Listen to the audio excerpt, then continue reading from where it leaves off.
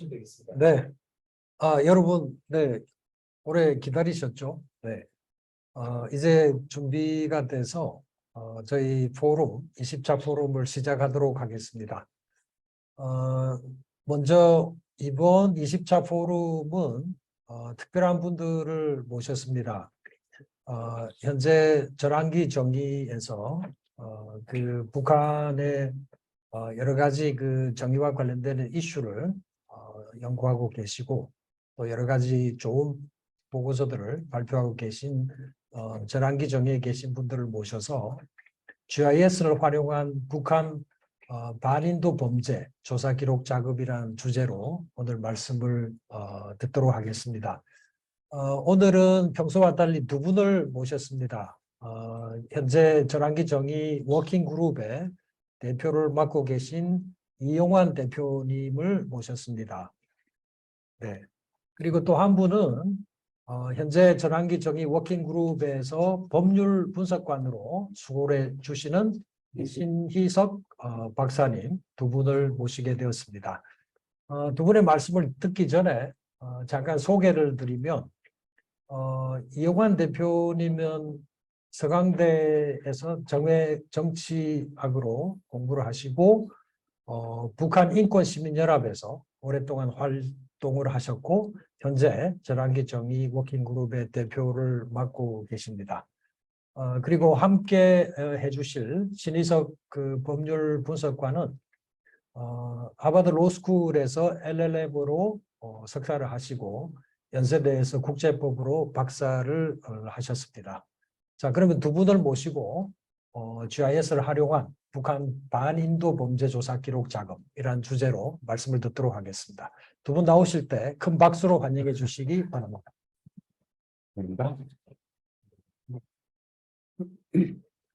제가 먼저 얘기를 할게요. 네, 나게 넘기면 될 것 같아요. 시간 많이 처음에 지체해드려 죄송합니다. 시내에서 좀 길이 밀렸었는데요.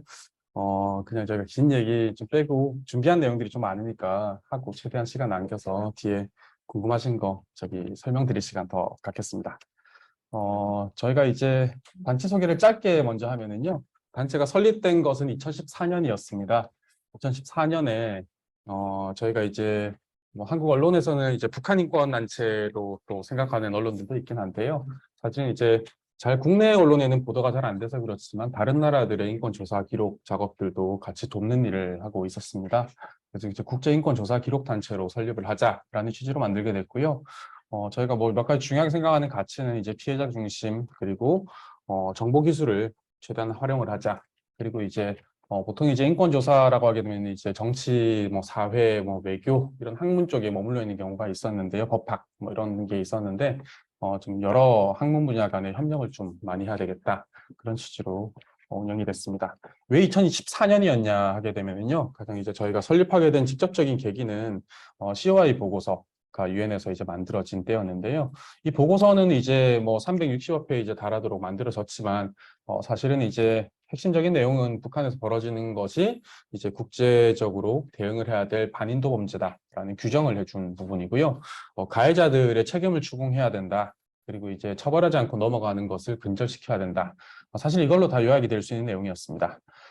이 보고서가 370여 쪽 내용 중에 이제 저희 가장 반겨웠던 것은 전환기정이라는 용어가 마침 처음으로 등장을 하게 된 문서가 됐습니다. 전환기정이라는 것이 이제 북한 맥락에서 등장하게 된 것이 좀 뭐랄까 굉장히 좀 고무적인 부분이었는데요. 유엔에서는 이제 이것을 2008년경에 유엔의 문서로서 첫 개념화를 했었습니다. 한국에서는 이제 과거 청산 이런 것들로 많이 이해가 좀 좁게 좀 약간 처벌 일반도로 돼 있었다고 하면은 유엔에서 이제 이 용어를 채택한 전환기정이라는 것은 그보다 훨씬 더 넓은 범주로 다양한 처방을 제시를 하고 있었습니다. 2008년에 이제 이 첫 문서가 만들어졌었는데 한국어로 번역된 것이 없어가지고 저희가 맨 처음에 단체를 만들고 한국어로 번역해서 먼저 소개하는 작업을 먼저 시작을 했었고요. 이 문서 안에는 이제 이런 역사적인 서술을 담고 있습니다. 강제실종 고문 처형이 이제 굉장히 횡행했던 이제 남미, 중남미 시기의 역사적 배경을 얘기를 하면서요. 7, 80년대에 이제 중남미에서 이 실종 고문 처형이 얼마나 심각했었는지, 그리고 이제 이 나라들이 90년대에 이르러서 민주화가 됩니다. 그래서 민주화된 이후에 체제 전환이 벌어진 이후에 이 문제들을 어떻게 다루는 과정에서 전환기정이라는 개념이 등장했다라는 것을 설명을 해주고요. 그 과정에서 이제 유엔에서 특별 절차들이 어떻게 만들어졌는지, 왜 유엔의 특별 절차가 이 강제 실종 문제로부터 처음 만들어졌는지 이런 것들도 설명을 해놓았습니다. 그래서 이제 이 유엔에서 개념 정립을 한 내용들에 이렇게 담겨져 있습니다. 이 전환이라고 하는 게 뭐냐?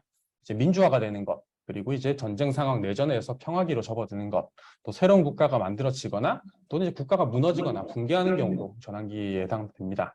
이 시기가 됐을 때 이제 보통 이제 구정권이 굉장히 억압적인 체제, 독재 체제 또는 내전, 이 시기의 문제들을 그 이후에 이제 새롭게 다 다룰 수 있는 시기가 되니까 이 시기를 전환기라고 불렀고요. 그리고 이제 한 2년 정도 지나서 유엔 사무총장의 지침이 마련됩니다. 유엔에서는 이제 전환기 정의를 어떻게 접근하는 것이 가장 표준이 될까라는 것을 제시를 하고요. 전 세계에서 여러 가지 이제 그 시험적으로 뭐 됐었던 방법들을 다 모아 보니까 이 5가지 방법, 이 보편적인 방법이 되더라. 가해자들에게 대한 정의를 하게 되면 이제 형사 기소, 처벌, 그리고 사회 전체에서 이제 진실을 파악해야 될 진실위원회를 세우는 일이 많았고요. 피해자들에 대한 정의라고 하면 이제 배상, 보상 프로그램을 운영하는 것, 금전적인 것뿐만 아니라 비물질적인 것들도 있고요. 그리고 이제 인권 침해의 그 인권 문제에 연루됐던 기관들을 이제 개혁해야 되는 작업들, 그리고 이제 다음 세대, 겪지 않은 세대를 위해서 추념 노력을 하는, 추념을 하는 추모비 이외에도 뭐 교과서에 이런 내용들을 담아서 하는 이런 5가지 처방을 보통 제시를 하게 됩니다. 그래서 유엔에서도 이제 이런 것들이 채택이 되고 나서, 이제 이후 시기에 주로 그 아랍의 봄 벌어지게 되면서 뭐 중동, 아프리카 지역으로 이 체전환들이 도미노로 벌어지게 되는데요. 이 나라들에서 이제 벌어지는 이제 새로운 그 민주적인 국가를 어떻게 새로 세우는 과정에서는 이 전환개정이라는 가치를 중심 개념으로 잡고 진행을 하게 됩니다. 그리고 이제 이것이 꼭 그 뭐 인권이나 이런 것뿐만 아니라 이제 국제 평화유지군도 투입이 돼서 실제로 이제 무기, 소화기 무기 이런 것들 다 제거해서 없애고 난 이후에 평화 정착을 시킬 수 있기 때문에 무기를 이제 해체하고 또 이제 그 뭐 소년병으로 징집된 그 아이들 학교로 돌려보내는 작업들도 해야 되고요.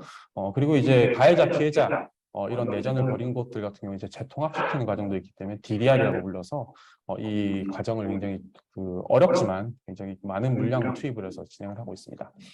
유엔 개발 계획 하기는 보통 이제 개발, 지원 이런 것들, 뭐 빈곤국 지원이라고 생각을 하는데요.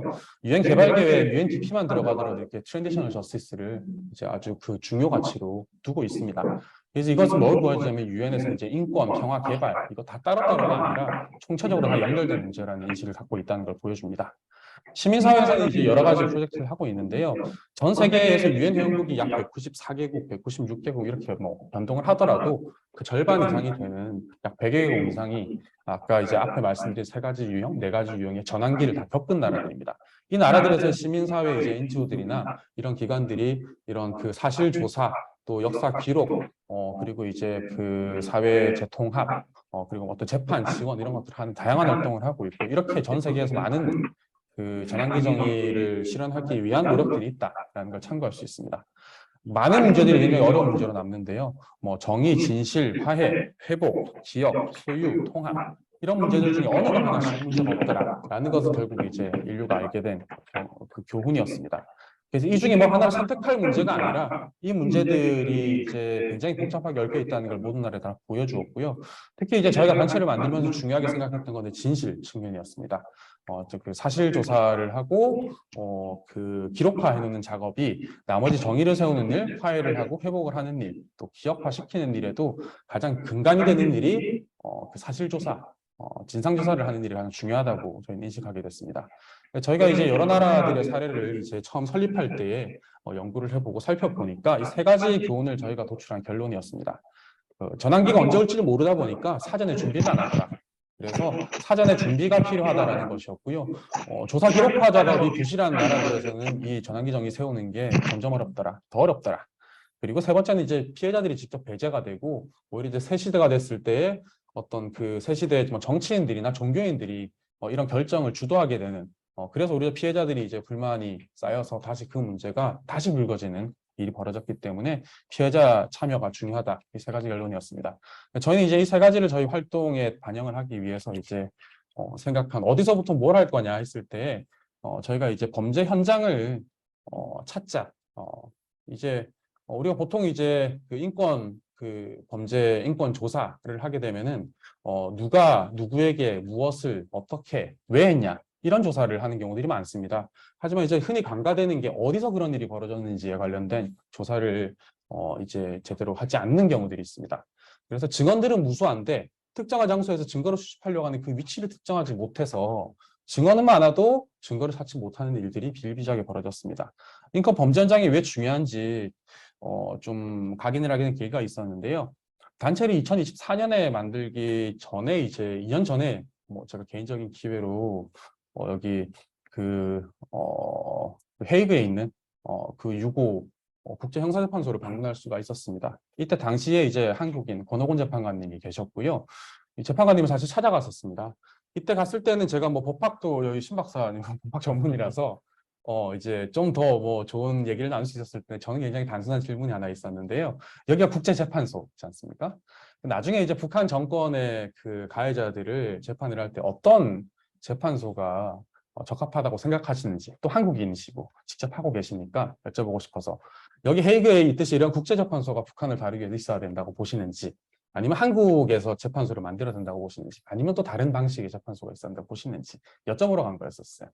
근데 이제 그때 갔을 때에 이 방에 가 있던 이제 한국인 그 뭐 판사 또 이제 그 재판 연구관들을 한 방에 다 모으셨더라고요. 그래서 이제 이분들에게 둘러싸여서 뜻밖의 상황에서 이제 토론을 하게 됐는데요. 제가 당시에 결론은 못 얻었습니다. 그때 가 봐야지 안다라는 얘기를 해주셨는데요. 그때 당시에 이제 권 재판관님께서 이런 얘기를 해주셨어요. 나중에 뭘 하고 싶은지 물어봤을 때 이 처형되고 실종된 분들 시신을 찾는 일을 어떻게 해야 되겠다 얘기를 했었더니 그 일이 굉장히 중요하다. 지금 이 재판소에서도 굉장히 중요한 일이 그게 있다 얘기를 하시면서 근데 그렇게 어마어마한 규모의 일을 하기 위해서는 많은 사람이 필요하니까 사람들을 찾아서 사람들을 모으는 일을 하는 게 어떠냐. 결국 단체를 만들어서 해야 된다라는 그런 결심을 하게 해주셨죠. 이 당시 이 전에 사실 이제 슬로보단 밀로세비치 재판이 있었습니다. 세계 재판이었었죠. 발칸의 도살자로 불리면서 2001년에 체포가 됐었는데 이 법정이 만들어지고 이제 한 6여 년 동안 재판이 진행을 하다가 재판 중에 심장발작으로 사망합니다. 그런데 이제 이게 굉장히 실패한 정이었었죠. 이제 굉장히 그 국제 기준에 맞춰서 사실 인권 이런 걸 다 지켜주면서 혐의자라고 하더라도 해줬더니 이제 밀로세비치는 오히려 법정을 농단을 합니다. 이 본인이 사실 변호사도 쓰지도 않았었고요. 자기 변호를 합니다. 밀로세비치 같은 경우는 이제 그 베오그라드대 법대 학부를 졸업을 했었는데 이 법꾸라지가 얘기를 하죠. 법꾸라지. 법을 가지고 장난을 칠 수 있는 그런 영리함이 있었던 거예요. 그래서 많은 이제 증언자들을 법정에 세우고 진술을 시켰는데도 불구하고 이 증언자의 진술이 그 진실이다 아니다 라는 것을 증명하라라든지 아니면 이제 전문가 증인이 나왔을 때 전문가 증인이 분석해 놓은 내용을 이제 다투는 거를 이제 회피하려고 저 전문가가 전문가 자격이 있는 걸 검증을 하라는 식이라든지 또 이제 저 증언이나 어떤 증거가 오염되지 않았는지 뭐 이런 것들을 가지고 절차적인 시비를 걸면서 재판을 이제 아주 가지고 놉니다. 근데 전 세계로 생중계가 되고 있었어요. 전 세계에서 내로라 하는 이제 전문가들, 법조인들이 다 있는 상황에서 또 유엔에서는 유엔 예산의 한 10분의 1 정도의 예산을 쏟아부었어서 천문학적인 예산을 쏟아부은 재판이었는데 이 재판이 이제 그 법정을 농단당하고 사망하는 상황에 이르게 됐었습니다. 이 당시에 이제 법정에 있었던 판사, 검사들 같은 경우가 증거 확보, 물적 증거 확보의 중요성을 절감했던 시기가 됐었어요. 두 번째 재판이 라도반 카라지치 재판이었었는데요. 역시 이제 2만여 명 정도의 인종통소, 주도 혐의를 갖고 있었습니다. 이 재판을 할 때 유엔에서 이 위성팀을 비밀리에 만들었었습니다. 지금 뭐 우노셋이라고 부르는 팀이 만들어졌었어요. 이 팀이 이제 그 학살이 벌어졌던 장소들의 위치를 탐문을 하고 조사를 해서 모니터링을 하고 있었어요. 그런데 이제 재판이 길어지고 하게 되면 점점 언론의 관심은 식고요. 그다음에 기대도 없어지고 좀 잠잠해지고 할 때에 이 사람들의 수하들이 움직이기 시작을 합니다. 어느 날 한밤중에 불도저를 끌고 와서 대량으로 매장시켰던 지역에 그 시신들을 다 파헤쳐가지고 수백 킬로로 옮기려고 하던 현장에서 적발이 되는 감시를 당하고 있었죠. 그리고 나서 이제 발굴이 됩니다. 아까 이제 법정에서 양복을 입고 있으니까 꼭 민간인처럼 보여서 변명을 하거나 궤변을 하게 되면 잘 통하는 경우가 있는데요. 결국 이 사람이 이 학살에 연결이 되어 있었던 지휘관이다라는 것이 입증이 됩니다. 이때 이제 제가 방문을 했을 때에 이게 돌아가진 않는데요. 법정을 들어가 봤었어요. 전 법정을 들어갔을 때에 신박사도 여기를 가봤었죠. 법정을 들어갔을 때 눈이 띄었던 거예요. 법정에 서류들이 없다는 거. 그리고 이 화면 스크린상에 이거 뭐 사실 뭐 제가 봤을 때는 한국의 PC방 같은 모든 것이 PC 전산화가 돼 있고 디지털즈가 돼 있었고 증거로 이제 화면에 증거로 이제 그 제시가 되는 것들이 현장으로 파견 나간 수사관들이 현장에서 이제 그 촬영을 하고 채집을 한 증거, 뭐 탄흔, 각도 이런 것들 다 촬영을 해와가지고 실제로 전자자료로 밀어줍니다. 그럼 그걸 놓고 이제 검사 측하고 변호인 측하고 이제 뭐 재판부 측하고 서로 디베이트를 하는 거죠. 이 증거가 과학적 증거인지 아닌지를 판단을 하는 이미 전자재판화가 이루어진 과정이었었고 이것이 이제 국제 그 인권 조사 기록을 할 때 많은 자료들이 그 전자 정보로 다 수집이 되고 또 이제 처음에 어떻게 획득이 됐었는지 다 기록화가 돼야 되는 거가 중요하다는 것을 알게 됐었습니다. 그래서 이게 이런 그 현장 증거가 얼마나 중요한지를 보여주는 걸 이제 보고 나서 이제 굉장히 큰 숙제가 있었습니다. 북한의 현장에 들어갈 수 없는 상황에서 그 위치를 어떻게 파악하고 나중에 증거는 어떻게 확보할 수 있을까 고민을 하게 됐었죠. 저희가 그냥 아무것도 없는 데서 시작할 수는 없으니까 기존 성공적인 프로젝트를 찾아보기 시작했었습니다.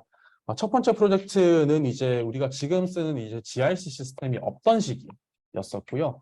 1990년대에 주로 진행이 됐었던 캄보디아 제노사이드 매핑 프로젝트가 있었습니다. 1979년에 베트남이 캄보디아를 침공하고 나서 이제 캄보디아의 폴포트 정권이 무너지고 나서요. 엄청나게 많은 방대한 분량의 문서들이 전국 곳곳에 남아 있는 상태가 됐었습니다.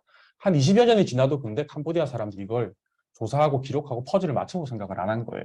왜 그랬었는지에 대한 여러 설들이 있는데 일단 가장 정설이라고 믿을 만한 것들은요. 가해자, 피해자가 이제 이런 광풍 같은 시기에 한 마을에 섞여 있는 거예요. 한 집안에도 피해자만 있는 게 아니라 내 사촌 형은 가해자고 죽이는 역할을 했었고, 그러니까 아무도 말을 하지 않고 들추지 않으려는 이제 어떤 그 합의된 침묵이 존재하게 됩니다. 한 20여 년 동안 서로 이걸 들춰볼 생각을 안 하는 겁니다. 이때 당시에 결국 이제 90년대에 이르러서 미국 의회에서 한 40대 정도의 젊은 보좌진들이 이 직전에 뭐 루안다 사태도 있었고 여러 그 참혹한 학살들이 전 세계적으로 벌어집니다. 캄보디아 같은 경우는 당장 조사를 하고 분석을 할 수 있는데 왜 이걸 내버려 두느냐라는 문제 제기를 하게 됩니다. 그래서 그 당시에 미 의회에서 한 200만 달러 정도의 돈이 마련이 돼가지고요. 그 돈을 처음에 캄보디아에서 조사를 할 수 있는 역량이 있는 단체가 없다 보니까 예일대학교 역사학과에 이 돈을 줍니다. 그래서 예일대학교 역사학팀에서 캄보디아 현지 조사를 가서 현지 조사를 간 이후에 현지 상황을 파악을 하고 현지에서 이런 조사 기록을 할 만한 젊은 세대 캄보디아 운동가들을 찾기 시작합니다. 피해자들의 가족들도 있었고요. 그 자녀들 같은 경우도 운동가가 되기 시작을 해서 캄보디아의 기록보존소 센터라는 이 DCCAM이라는 아주 기라성 같은 단체가 만들어지게 됩니다. 어쨌든 이제 호주 뉴사우스 웨일즈 대학교에서 통계학팀이 들어가서 통계학을 가르치는 작업을 하게 되고요. 전 지역에 흩어져 있던 문서들을 다 확보를 해서 그 문서들을 다 퍼즐을 맞춰서 분석을 해서 이제 그 옛날 방식의 이제 그 매핑 위치 조사를 한 거죠. 피해자 인터뷰를 하고 장소를 찾아서 10년간의 조사를 해보니까 집단 매장지가 무려 2만 개 정도의 위치, 어마어마한 숫자가 파악이 됩니다. 그리고 당시에 이런 집단 매장을 하기 직전에 고문을 하고 처형했던 그런 그 S21이라는 투행슬롱이라는 그런 감옥 시설 같은 경우가 무려 200개에 달했었다라는 것이 밝혀지게 되고요. 이렇게 전국적인 지도로 이제 결국 만들게 됩니다. 어떤 지역에서 주로 벌어졌었고 어떤 이제 그 부대들이나 아니면 이런 그 학살에 가담을 했었는지 밝혀지는 단서가 마련됐고요. 그리고 이후에 지나고 나면은 생존자들의 주도로 추모 시설까지 건립을 하고 캄보디아의 디스캠 같은 경우는 지금 어떤 역할을 하고 있냐면 캄보디아의 그 국민 역사 교과서 청소년 역사 교과서에 이 내용을 반영하는 작업까지도 같이 진행을 하고 있습니다. 그러니까 앞에 얘기했었던 그 전환기 정의를 세우는 5가지 방식을 사실 다 실현을 하고 있는 굉장히 모험적인 역할을 하고 있었고요. 저희가 단체를 만들었던 2014년은 이미 구글 어스도 존재하고 GIS 시스템을 쓸 수 있는 시기가 됐었기 때문에 GIS 시스템을 써서 하는 조사는 또 어떤 것이 가장 대표적으로 저희가 배울 부분이 있었냐 봤을 때 수잔 다르푸르 참상 매핑 이 프로젝트를 들여다보게 됐었습니다. 구글어스가 출시된 것은 2005년이었었습니다. 맨 처음에 구글어스가 미국 국방부나 미국 정부에서도 사실 이 위성 지도를 안 내놓으려고 했었어요. 아주 오랫동안. 근데 미국의 과학자 협회나 미국의 과학자들이 더 이상 이제 위성 정보가 전 세계에서 위성을 얼마나 이제 지구 위에 궤도상에 많이 띄워놨습니까? 이제 위성 사진 자체가 어떤 군사적인 비밀 정보이긴 어렵다. 오히려 이것을 가지고 환경 감시, 재난 감시, 또 방제 뭐 이런 것들을 쓰는 것이 훨씬 더 이롭다라는 설득을 하기 시작합니다. 그래서 이제 그것을 이제 그 국가 안보 측면에서 안 내놓으려고 하는 그룹들하고 과학자들은 더 이제 선한 이용을 위해서 공개하라는 그 이제 논쟁 사이에서 그럼 구글어스에다가 이걸 구글에다가 주고 테스트를 해보자. 과연 좋은 쪽으로 쓰이는지 나쁜 쪽으로 쓰이는지.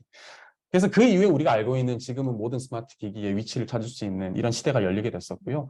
구글어스가 처음 이걸 내놨을 때 사람들이 뭐에 써야 될지를 감을 못 잡던 시기였었습니다. 저희 같이 인권 조사를 하는 단체들에서는 저도 이제 쓸 때는 컴퓨터가 이제 단체에 워낙 이제 성능이 떨어지니까 구글어스를 이렇게 가동을 시키기가 너무 무거운 거예요.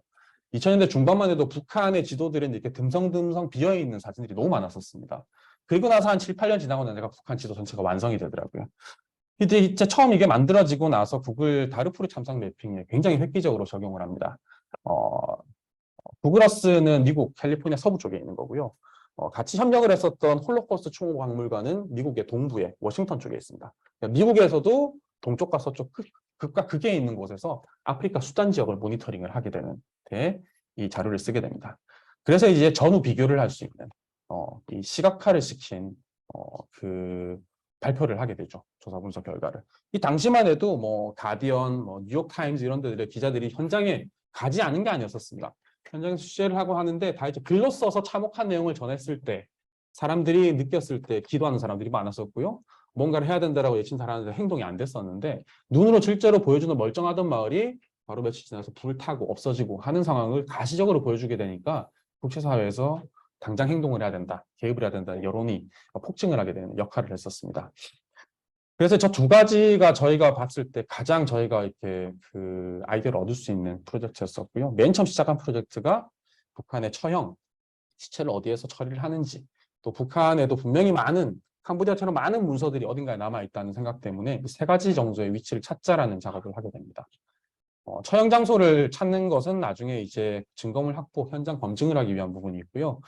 피해자들의 안매장 장소는 나중에 대규모 발굴 작업을 해야지 되고 신원 감식을 하기 위한 그 작업을 하기 위해서 위치를 알아야 됩니다. 또 북한의 각급 보위부, 보안부, 군주소, 군부대, 마을 단위는 파출소 단위까지 다 파악을 해야 되는 이유가 거기에 뜻밖의 중요한 단서 정보들이 문서로 보관될 수 있기 때문에 위치를 알고자 하는 것이었습니다. 옛날에 구글어스 전에는 이렇게 북한 지도를 놓고 저희가 진술을 받을 때 표시를 하면서 그려가면서 했었는데요. 결국 탈북민들이 진술하는 내용들에서 중요한 어떤 뭐 수감 시설이라든지 이런 것들은 북한이 만든 지도에는 나타나지 않는 경계 지역들이 있었던 것입니다. 오른쪽 끝으로 가게 되면 있는 지역들이 메모가 많은 이유가 군과 군 시와 시 사이에 있는 지역들에 아주 문제가 되는 지역들이 있다는 걸 알게 됐었어요. 하지만 그릴 수 있는 도구가 이거밖에 없었기 때문에 2000년대 조사는 이거밖에 못했던 거였습니다. 그런데 구글어스를 쓰면서는 그때그때 하는 내용들을 다 기록을 할 수 있게 된 것이죠. 그래서 전통적인 방식, 현대적인 방식을 같이 쓰자라고 했었고, 이제 뭐 GIS를 이제 그 공간 지리 정보 시스템을 이용하거나 어떤 도구를 이용하는 기관들에서 여기 숭실대도 그렇게 하시잖아요. 여러 가지 뭐 상용 그 GIS 소프트웨어들이 있고요. 그다음에 이제 저희는 오픈 소스 무료로 쓸 수 있는 소프트웨어를 택했습니다. 그래서 퀀텀 GIS, QGIS라는 소프트웨어하고 OSGeo, 그다음에 포스트그레스라는 이런 그 도구들을 이용을 해서 무료 그 툴을 조합을 했는데요. 한 1년 정도, 1년 반 정도에 걸쳐서 이제 그 주로 이제 미국에서 이 매핑 작업을 하는 전문가들이 조언을 얻었던 결과를 좀 반영했던 건데요. 저희가 무료 소프트웨어를 오픈 소스 소프트웨어를 쓰자고 결정을 하게 된 이유는 두 가지였습니다.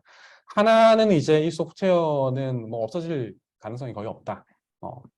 그리고 두 번째는 저희처럼 비슷한 일을 하고 싶은 단체가 지구상에 다른 나라들에 있을 수가 있는데 대부분 이제 NGO들은 재정이 열악하거나 돈이 없어서 라이센스를 다 지급을 하게 돼서 비싼 어떤 그 툴 조합을 이룰 수가 없기 때문에 저희가 가장 저렴한 비용으로 고효율을 낼 수 있는 도구 조합을 만들어 보자 했기 때문에 저희가 써보자 했던 것이었죠. 탈북민들이 오게 되면 사무실에서 인터뷰를 진행을 합니다. 위치를 표시하고 사건 정보 관련된 기록들을 다 위치 중심으로 기록을 합니다. 2017년도에 첫 보고서를 냈을 때 반향이 굉장히 좋았었습니다. 특히 이제 뉴욕타임즈에서 굉장히 심층 보도를 했던 것이 반향이 특히 컸는데요. 첫 보고서 치고 이제 전 세계에서 약 130여 건의 보도, 22개 언어로 보도됐었으니까 그 관심을 많이 받을 수 있었고요. 그리고 이제 2019년도 2년마다 저희가 보고서를 내고 있었습니다. 두 번째 보고서는 한 3배 정도의 언론 보도량을 보이면서 이제 전 세계 한 300여 개 매체, 24개 언어로 보도되기 시작을 했었고요. 가장 이제 최근에 이제 매핑 보고서는 이제 2021년도 보고서인데 김정은 시기를 초점으로 해서 보자 했던 보고서였습니다. 한 달에 만에 약 400건의 정도 보도가 만들어지고 35개 언어로. 그러니까 국제 언론 보도를 통해서 북한에 미치는 압력 효과는 이제 충분히 거둘 만큼 거둔 보고서가 됐습니다. 이 보고서에서는 이제 왼쪽에 이제 저희가 그 북한의 전 기간, 뭐 김일성, 김정일, 김정은 시기를 다 포함해서 이제 확보되어 있는 진술들이고요. 오른쪽은 이제 김정은 시기에 해당되는 200여 명의 진술자들이 파악해준 위치 정보를 표시한 것입니다.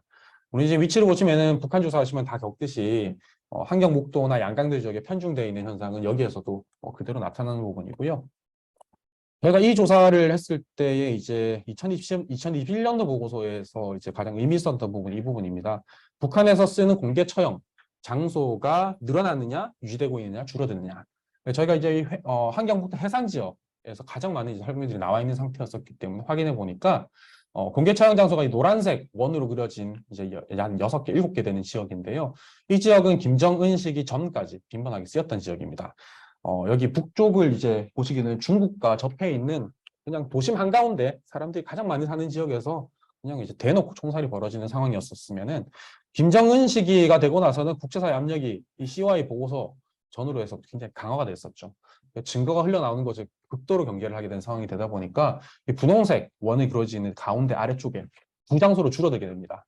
북한도 이제 대놓고 그전에처럼 저작거리에서 뭐 아무나 다 보라고 공개 처형을 하지는 못하는 정도로 위축시키는 효과는 보였다. 하지만 여기서 떠오르는 문제는 뭐냐면은 비공개 처형이 벌어질 수 있는, 늘어날 수 있는 가능성.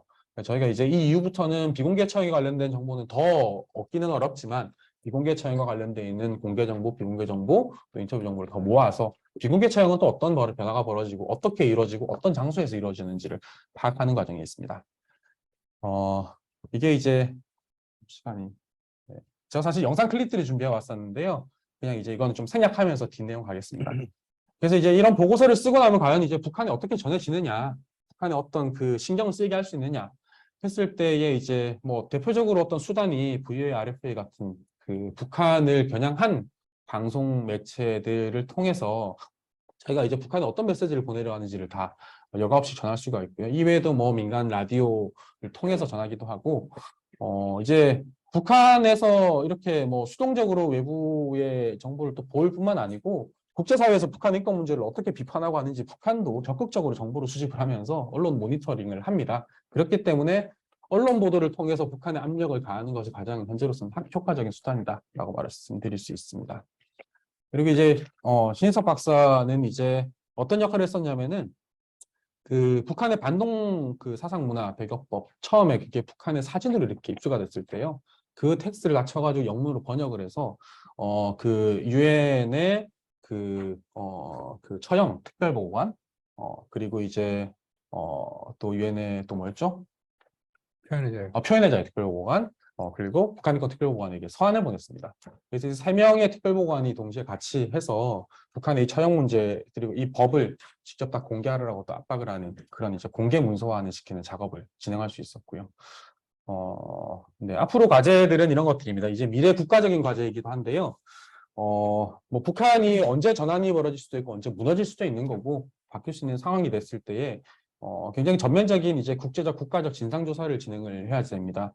이제 뭐 생존자 가족도 찾아야 되고 위해 발굴 작업에도 대규모의 인력과 전문 인력과 장비들이 투입이 돼야 되는 상황이고요.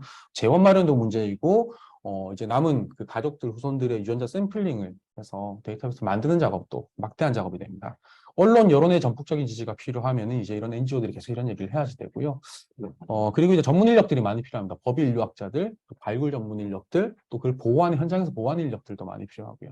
그래서 한국의 이제 대학들을 보게 되면 이런 그 신원 감식을 하게 되는 이런 전공들이 사실 굉장히 빈약한 상태입니다. 미국은 굉장히 압도적으로 발전이 되어 있는데 이 시기가 되면 전문 인력들을 빠르게 육성을 해서 북한 각지로 보내서 발굴 작업이 체계적이고 과학적이고 논란이 없도록 진행될 수 있도록 해야 됩니다. 저희가 지금 만드는 이 위치 지도가 나중에 그 현장에서 발굴을 어떤 지역들을 먼저 해야지 되는 우선순위 위치인지를 이제 그 짚어주거나 아니면은 이제 어느 정도의 그 국가 예산들을 편성을 해야지 이렇게 그 원만하게 발굴 작업들이 진행이 되고 할 수 있는지를 쓰이는 그런 이제 지도 작업을 하고 있는 상황입니다.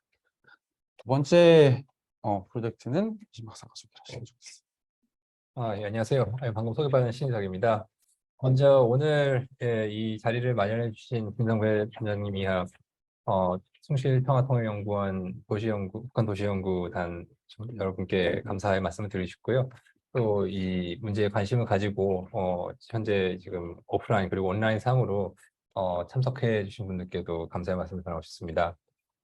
일단 오늘 뭐 사실 숭실대에서 이런 강의 이런 이제 말씀을 드릴 수 있는 것 자체가 상당히 의미가 있다고 생각됩니다. 그 여기도 이제 조만식 기념관에서 이렇게 그 행사를 진행하고 있는데 여러분 아시죠? 고당 조만식 선생님도 그렇고 원래 숭실대 자체가 그 평양에서 원래 시작을 했다가 그 해방 이후에 이제 이런 이제 그 북한에서의 그런 정치적 변화에 때문에 이제 서울로 이제 오게 됐고 이제 그렇기 때문에 학교 차원에서도 이런 그 북한 문제에 대해서 각별하게 관심을 가지고 계신 걸로 알고 있고요.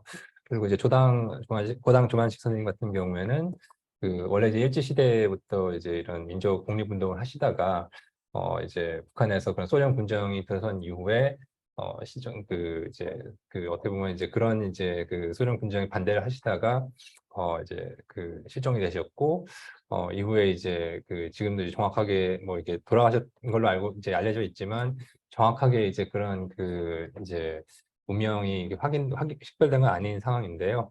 사실은 이제 그런 사례들이 너무 많습니다. 북한 같은 경우에는 그게 이제 뭐 조만식 선생님 같은 경우 1945년에 이미 실종되셨지만 그 이후로도 사실 70년이 더 됐죠. 근데 그 긴 시간 동안 이제 여러 이제 북한 정부에 의한 그런 실종 납치 사례들이 워낙 많았기 때문에 저희가 이 이제 강제 실종 DB를 구축하면서 하려고 했던 거는 그런 이제 다양한 그런 이제 피해자분들을 좀 이제 기록을 남기고 또한 이제 가능하면은 가해자들이라든가 다른 이제 관련된 이런 이제 사법 절차나 아니면 준사법 절차까지 그 온라인상으로 기록을 남기려는 DB를 만들려는 이제 그런 이제 목적을 가지고 이 사업을 진행을 하게 되었습니다. 그래서 2017년부터 이 사업을 시작했고요. 제가 좀 말씀드리고 싶은 거는 먼저 저희가 이거는 이제 TW가 단독으로 하는 그런 프로젝트가 아니고 여기 나와 있는 여러 단체들이 같이 이렇게 시작을 한 이제 활동입니다.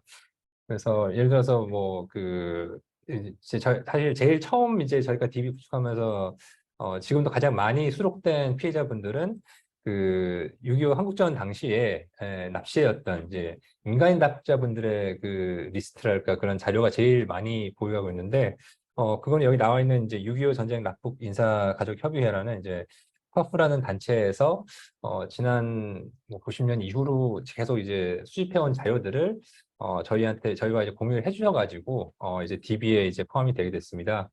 그러니까 이제 그 전진 납북자분들 같은 경우에는 이미 이제 1950년, 51년 이 당시에 이제 납치가 된 분들이기 때문에 그 자녀분들이 이제 이 활동을 이제 어떻게 보면 이어왔는데 이제 그 자녀분들 세대도 이제는 이제 연세가 거의 70대, 80대가 되시기 때문에 당신들께서도 이제 이렇게 자료를 모아놨는데 그분들께서 이제 더 이상 활동 못하게 되시거나 돌아가시게 될 경우에는 이 자료가 어떻게 될 것인지 이제 그런 이제 걱정을 많이 하셨었고 그래서 이 풋프린트라는 이 프로젝트를 시작하면서 이제 기꺼이 그런 자료를 저희가 공유를 해주셨기 때문에 이 프로젝트가 시작되게 되었습니다. 근데 이게 이제 저희 그 온라인 상에 있는 이제 풋프린트라는 데이터베이스고요. 이제 영어로 되어 있지만 이제 그 북한에서 또는 북한에 의해서 이렇게 납치되거나 실종된 분들의 그 데이터베이스 DB로 이제 구축을 시작했습니다. 그래서 현재까지 여기 수록된 게 이제 19,990명의 피해자분들, 그리고 이제 그 15명의 이제 가해자들이 좀 이제 그 가해자 수는 현저히 적죠. 그리고 이제 또 관련된 유엔이라던가 법원에서의 그런 이제 그 소송이라던가 아니면 이제 진정 절차들을 이제 수록을 해놓은 상태입니다.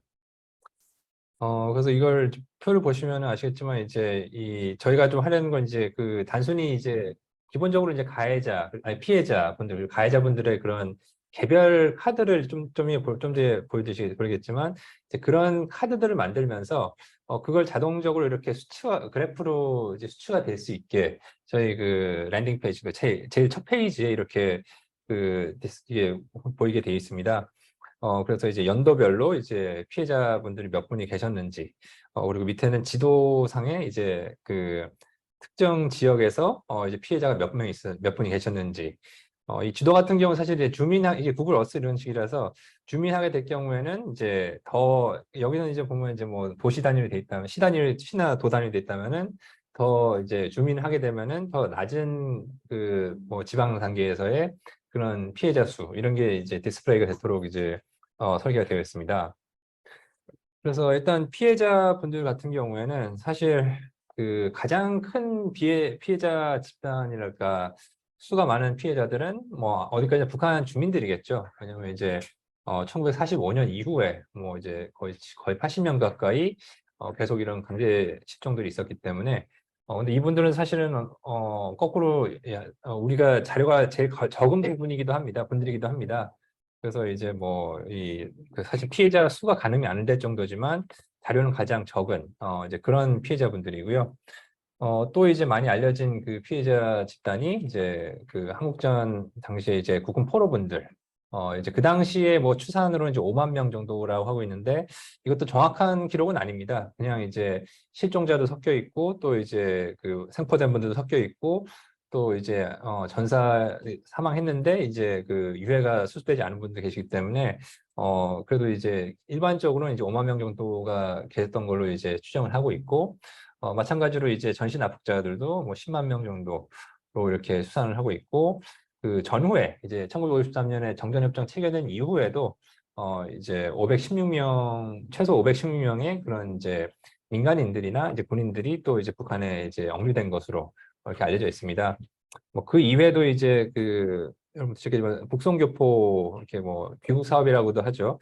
그런 이제 일본에 있었던 이제 우리 그 교포들 중에서 1959년 이후에 사실은 이제 대부분 62년까지 이제 이게 그 귀국 사업이라는 게 있었지만 그 북송 사업을 통해서 이제 9만 명이 넘는 이제 그 교포들이 이제 북한으로 건너간 것으로 알려져 있는데 이 중에서 많은 분들은 이제 북한에 대해서 굉장히 뭐랄까 사실 그런 선전선동이 많이 있었죠. 북한에 가면은 훨씬 더 이렇게 풍요롭게 살 수 있고 뭐 자유롭게 잘 살 수 있다는 이제 그런 민족 차별 없이 살 수 있다는 이제 그런 어떻게 보면은 이제 선전에 이제 를 듣고서 이제 북한을 가게 됐고 근데 그분 중에 많은 분들이 이제 이후에 이제 그 일본이랑은 다른 데 있는 친척들과 연락이 끊기는 그런 이제 사례들이 많이 있었습니다.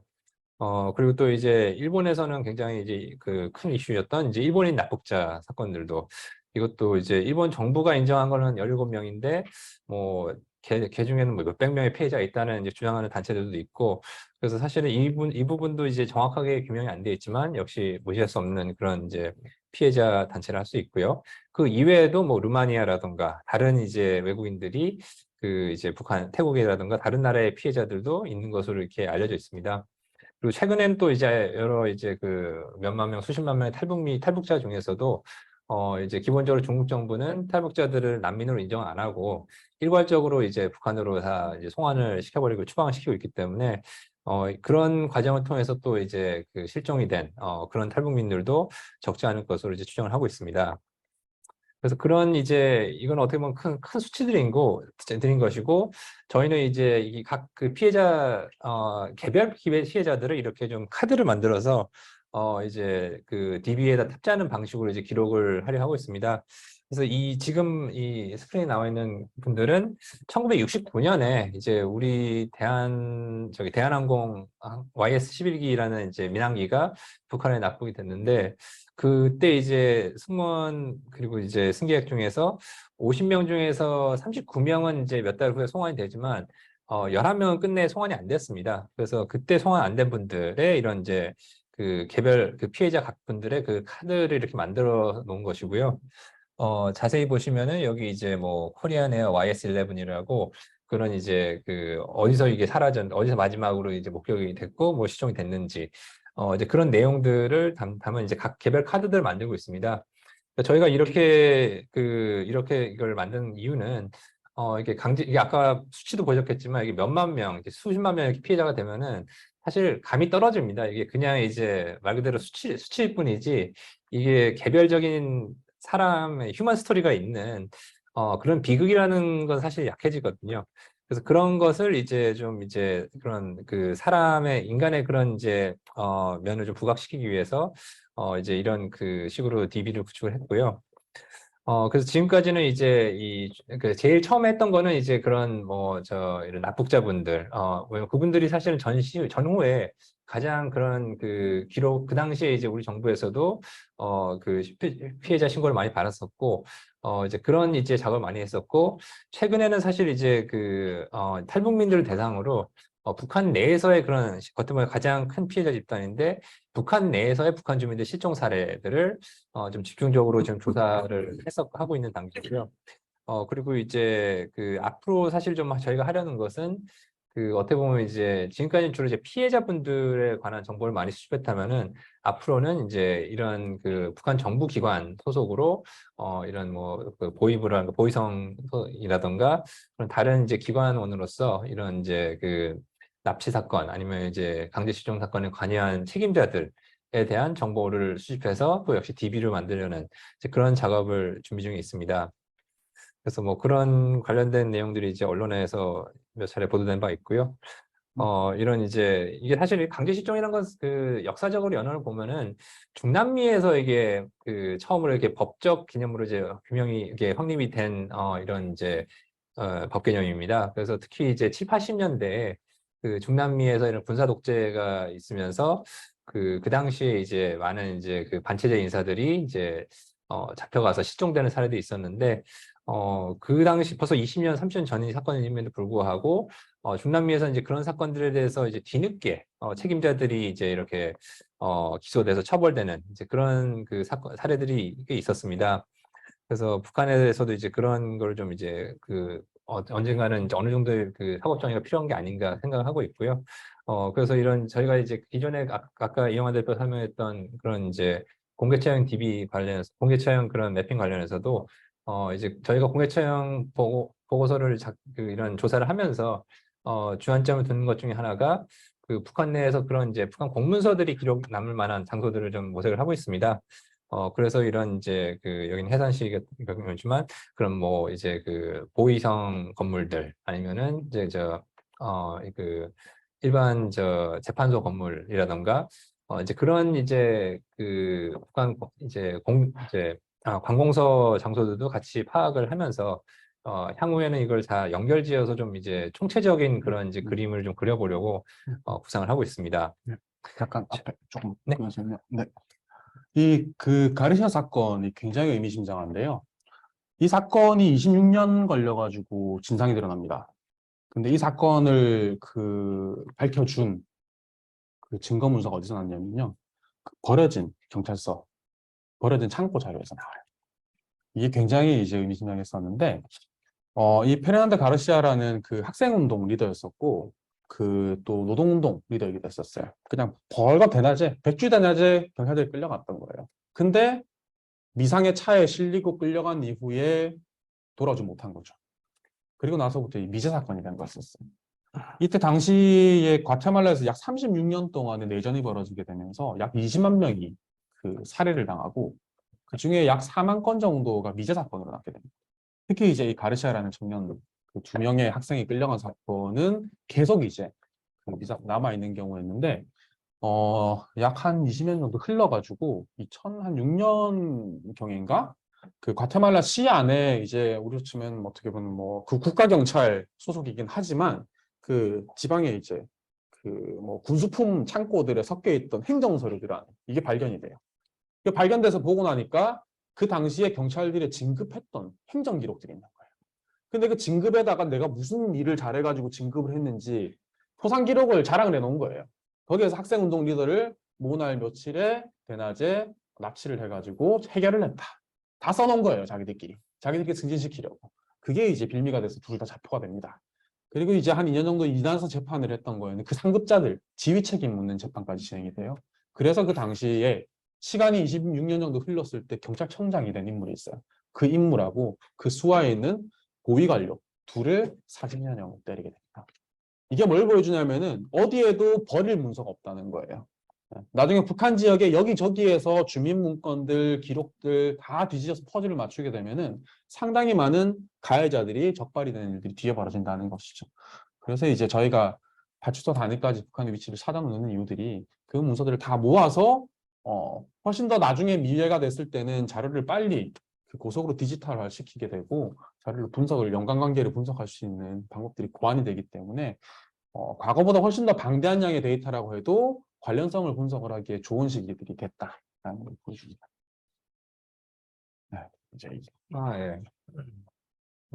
마지막으로 제가 말씀드릴 건 이제 이게 사실 올 2월에 나온 가장 저희 최신 보고서입니다. 그래서 이거 몇 분씩 들어가시면 한 분씩 가져가셔서 좋을 것 같습니다. 그리고 아까 사실은 아까 이영환 대표가 이렇게 발표했던 그 공개처형 제일 최신 버전의 보고서고요. 그래서 지금 이제 말씀드리려는 이제 이 풍계리 관련된 보고서는 여러분 뭐 아시겠지만 북한에서 그동안 6차례의 핵실험이 풍계리 핵실험장에 있었는데 이제 거기서 이제 나오는 이제 방사성 물질에 의한 오염에 대해서는 사실 이게 저희가 접근을 하기 어려운 이제 그런 측면이 분명히 있습니다. 그럼에도 불구하고 이제 여러 가지 정황상 이제 이런 방사성 물질의 오염 문제가 제기가 되어 왔었는데 그걸 이제 좀 종합적으로 역시 주어진 지금까지 있는 그 접근 가능한 정보를 기반으로 해서 정리를 한 이제 그런 보고서입니다. 그래서 이게 말씀드린 것처럼 올 2월에 나온 이제 보고서고요. 영문과 이제 국문으로 나왔고 최근에 이제 중국어 본도 만들어서 이제 이제 공식 릴리스를 하려고 준비 중에 있습니다. 그래서 저희도 이 보고서를 준비하면서도 역시 그럼 여러 가지 매핑 테크닉을 이제 활용을 해서 이제 좀 입체적인 그런 이제 지리적인 그런 정보를 활용한까지 설명까지 추가한 이제 그런 보고서로 이제 구성을 했고요. 일단 이제 풍계리는 이제 여러분 아시겠지만 함경북도에 있고 길쭉은 쪽에 있는데 이 2006년부터 최근에 2017년까지 총 이제 6차례 이런 핵실험이 있었습니다. 그래서 여기 지도에 보시면 아시겠지만 그 첫 번째 1차 핵실험만 이제 만탑산 동쪽에 있는 이제 산에서 했었고 나머지 그 2차부터 6차까지의 핵실험은 그 만탑산에 불리는 북쪽에 있는 산의 밑에 있는 갱도에서 진행이 됐습니다. 그리고 이제 매번 할 때마다 그런 이제 폭발 규모도 커지는 이제 그런 이제 과정을 거쳐왔고요. 근데 이제 저희가 주목을 한 거는 이 방사능 물질이 어떤 식으로 이게 만약 유출이 됐다면 어떤 식으로 이제 오염 경로를 추적할 수 있을지 좀 고민을 해봤는데 이제 전문가들의 의견을 구해봐도 가장 이제 우려가 되는 것은 역시 지표수 그리고 지하수에 의한 이런 이제 물을 통한 이제 방사성 물질의 오염 확산이었습니다. 이 지도를 보시면 아시겠지만 이제 이 북쪽 만탑산으로부터 남쪽으로 내려가는 이제 그 동남쪽으로 내려가는 이제 이 물줄기가 있는데 이게 이제 산에서부터 쭉 내려오는 거죠. 그래서 이제 풍계리 핵시험장에서 보면 장흥천이 먼저 흘러나오고요. 장흥천에서 이제 남대천으로 이어지고 남대천에서 이제 그 김택시 화대군을 지나서 우리 동해 쪽으로 이제 그 물이 빠져나가는 구조입니다. 그렇기 때문에 풍계리 핵실험장에서 이런 방사능 물질 유출이 있었다면은 이 경로에 있는 이 풍계리 핵실험장 인근 지역 주민뿐만 아니라 그 하류 지역에 있는 장천이나 그 남대천 하류 지역에 있는 분들까지 식수원을 통해서 오염이 될 수 있겠다는 이제 그런 이제 우려를 이제 갖게 됐습니다. 특히 이제 저희가 주목을 했던 부분은 이제 북한도 이제 이런 지하수의 이런 양을 이제 그동안에 이제 측정했던 기록 같은 거 봤을 때 이 길쭉은 이제 풍계리 지역이 굉장히 그런 이제 물이 많은 지역입니다. 한마디 말해서 여기 이제 지하수 부존량을 이제 지도화로 표시된 자료를 보시게 되면은 이게 파란 지역일수록 이제 그런 그 지하수 보존량이 많은 지역을 표시를 한 건데, 길쭉은 같은 경우에는 이게 상당히 그 보존량이 많은 것으로 추정되는 지역이라는 것을 이제 알 수가 있습니다. 그래서 이게 사실은 과거에 뭐 다른 이제 뭐 미국이나 중국 뭐 이런 이제 소련 같은 데서도 핵실험을 했었지, 지하 핵실험을 했었는데, 이제 그런 지역은 대체로 이제 사막이라든가 사막 지역, 좀 건조한 지역에서 핵실험이 진행되는 데 반해서, 여기 풍계리 때는 이제 여기서 보듯이 이런 강수량이라든가 지하수가 부전량이 적지 않은 그런 지역이라는 것을 또 이제 저희는 이제 그걸 알 수 있겠고요. 또 이제 우려가 되는 부분은 그 식수원들을 보면 이제 이 인근 지역 주민들이 어떤 식수원을 사용하는지의 문제인데요. 이거는 이제 2008년에 그 당시에 이제 그 마지막으로 이제 북한이 유엔이라는 국제사회에 공개한 인구 통계 자료, 센서스 자료입니다. 그래서 그 당시에 이제 이거는 이제 지역 단위로 안 돼 있고 도 단위로만 이제 자료가 있는데, 함경북도 지역 같은 경우에는 이제 전체 인구 같은 경우는 10% 정도가 식수원을 사용한다라고 돼 있고, 도시 지역은 이제 뭐 좀 낮죠. 7%고, 이런 나머지 농어촌 지역 같은 경우는 거의 20%의 주민들이 지하수를 그 식수원으로 사용한다 라고 하고 있습니다. 그래서 이것 자체만으로도 사실 우려되는 부분이긴 한데, 더 우려가 되는 부분은 뭐였냐면은 이제 그 공동 수도라던가 우리가 생각하는 그런 이제 수도 시설이 있는 집의 경우에도 이제 북한은 이제 전력난이 심각하기 때문에 평양 같은 데서도 이게 수시로 이게 정전이 발생하는 이제 그런 이제 여건입니다. 그런데 이제 이게 정전이 있으면 사실 수도는 쓸 수가 없죠. 여러분 뭐 집에 댁에서 이제 아파트 같은 데서 정전 있으면은 이제 그 펌프가 작동을 안 하기 때문에 사실 수도물을 쓸 수가 없습니다. 그런 게 일상화돼 있기 때문에 저희가 탈북민 인터뷰 이 길쭉은 지역의 탈북민께 인터뷰 해본 결과 이런 아파트에 사는 주민들 같은 경우에도 2층, 3층 위에 더 사시는 분들은 이런 실질적으로 쓸 수가 없기 때문에 이렇게 이제 공식적으로는 이제 뭐 수도물을 사용한다 하더라도 실제로는 이런 이제 지하수라던가 아니면 우물물 이런 이제 그 식수원이 상당히 이제 이런 그 방사성 물질의 오염에 노출되어 있는 이제 그런 식수원을 사용한다는 것은 또 이제 알 수가 있었습니다. 그래서 그런 이제 그래서 저희가 이제 특히 이제 위험한 지역으로 좀 이런 리스크가 큰 지역으로 봤던 것이 일단은 핵실험장 내 40km 반경 이내 지역, 그리고 아까 말씀드린 장천이라든가 남대천 하류 지역에 있는 이런 지역들이었는데, 이 지역 안에 전체 인구가 이제 108만 명 정도로 되는 것으로 이제 북한 공식 그 인구 통계상으로 나와 있었고, 그 중에서 뭐 절반이라던가 뭐 4분의 1만이라도 그냥 실제 이런 방사능 물질의 리스크에 오염에 노출돼 있다 하더라도 그것만 해도 수십만 명의 그런 이제 잠재적인 피해자들이 있는 것이기 때문에 굉장히 심각한 문제라고 이제 생각을 했고요. 그리고 이제 또 저희가 우려했던 사항이 뭐냐면은 이제 풍계리 일대가 원래는 이제 그 송이버섯의 또 산지라고 합니다. 그래서 이 지역 특산물로서 이제 이런 이제 자연에서 이런 이제 인근 지역에서 이제 송이버섯이 나고 있는데 이게 사실은 중국으로 수출이 됩니다. 그래서 중국 수출하는 건 합법이고 사실은 이제 엄밀히 말하면 이제 이제 핵실험 때문에 북한에서의 그 농수산물 수입은 이제 한국하고 일본 같은 경우는 이제 금지가 되어 있는 상태이지만, 실제로는 이러한 이제 송이버섯을 이제 중국으로 수출한 다음에 중국에서 이걸 중국산으로 둔갑을 할 경우에는 이걸 사실은 걸러내기가 굉장히 어렵습니다. 그리고 또 이제 이 북한산 송이버섯 같은 경우는 가격도 심지어 이런 이제 한국이나 일본에서 나는 것보다 훨씬 더 저렴하기 때문에 이런 버섯이 이제 유통될 경우에는 뭐 중국이라던가 뭐 한국, 일본까지 이런 이제 방사능 물질의 리스크가 확산이 된 그럴 가능성에 대해서 저희는 좀 그런 리스크를 또 볼 수가 있었습니다. 그래서 사실은 이게 지난 2017년하고 2018년에 우리 정부에서 이제 길쭉은 출신 탈북민에 대해서 일부 조사를 한 바가 있었습니다. 방사능 피폭 검사를 한 바가 있었습니다. 그래서 2017년에 탈북민 30명에 대해서 조사를 했었고, 그때 30분 중에서 4명이 이제 이런 뭔가 그 이상 결과 나왔기 때문에 상당히 우려할 만한 그런 그 결과였음에도 불구하고 그 다음 해 2018년에는 10명만이 이제 그 검사를 받았습니다. 그런데 그 10명 중에서 거의 절반이죠. 딱 절반이죠. 5명이 역시 또 이런 이제 그 피포 이런 이제 수치를 보여주는 시사하는 그 수치가 나왔었기 때문에 이제 그 비율은 더 높아진 거죠, 사실은.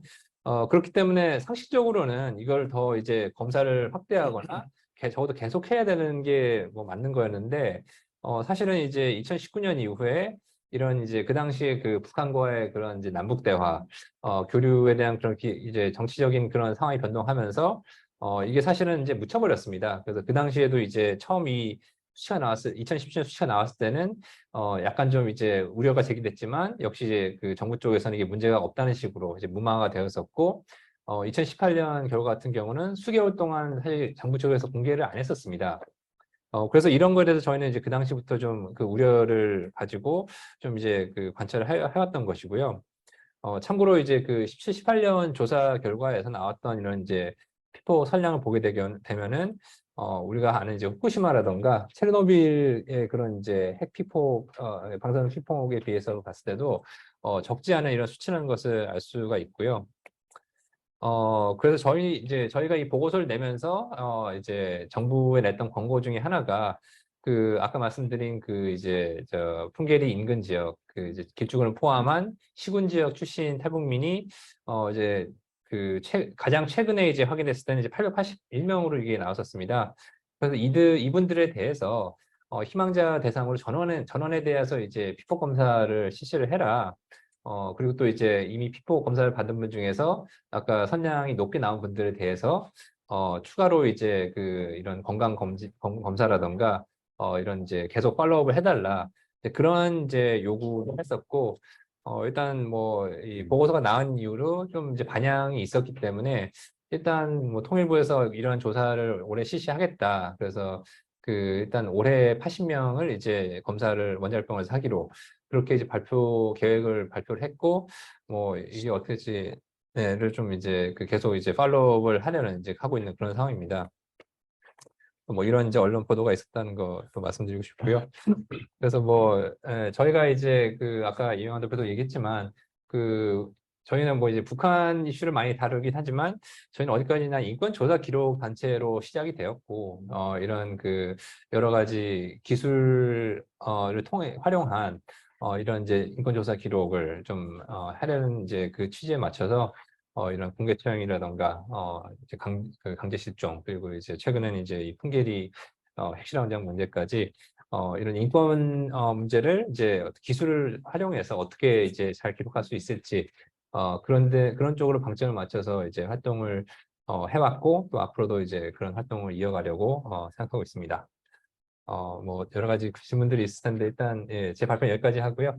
예, 질의 있으면은 좀 예, 토론을 예, 기다리겠습니다. 감사합니다. 네, 소리 괜찮으세요? 네, 감사합니다. 그 전환기 저기의 전반적인 내용과 또 북한에 대해서 그 처형 문제라든지 또 핵실험장에 대한 지리적인 정보를 활용을 해서 구체적으로 분석한 결과를 저희들에게 자, 이 자리에 계신 분들 질문을 받도록 하겠습니다. 그리고 줌을 통해서 또 질문이 있으신 분은 질문을 올려주시면 오늘 발표해 주신 분들께 전달을 해서 답을 들을 수 있도록 그렇게 하겠습니다. 자, 먼저 현장에 나와 계신 분 중에 질문이 있으신지요?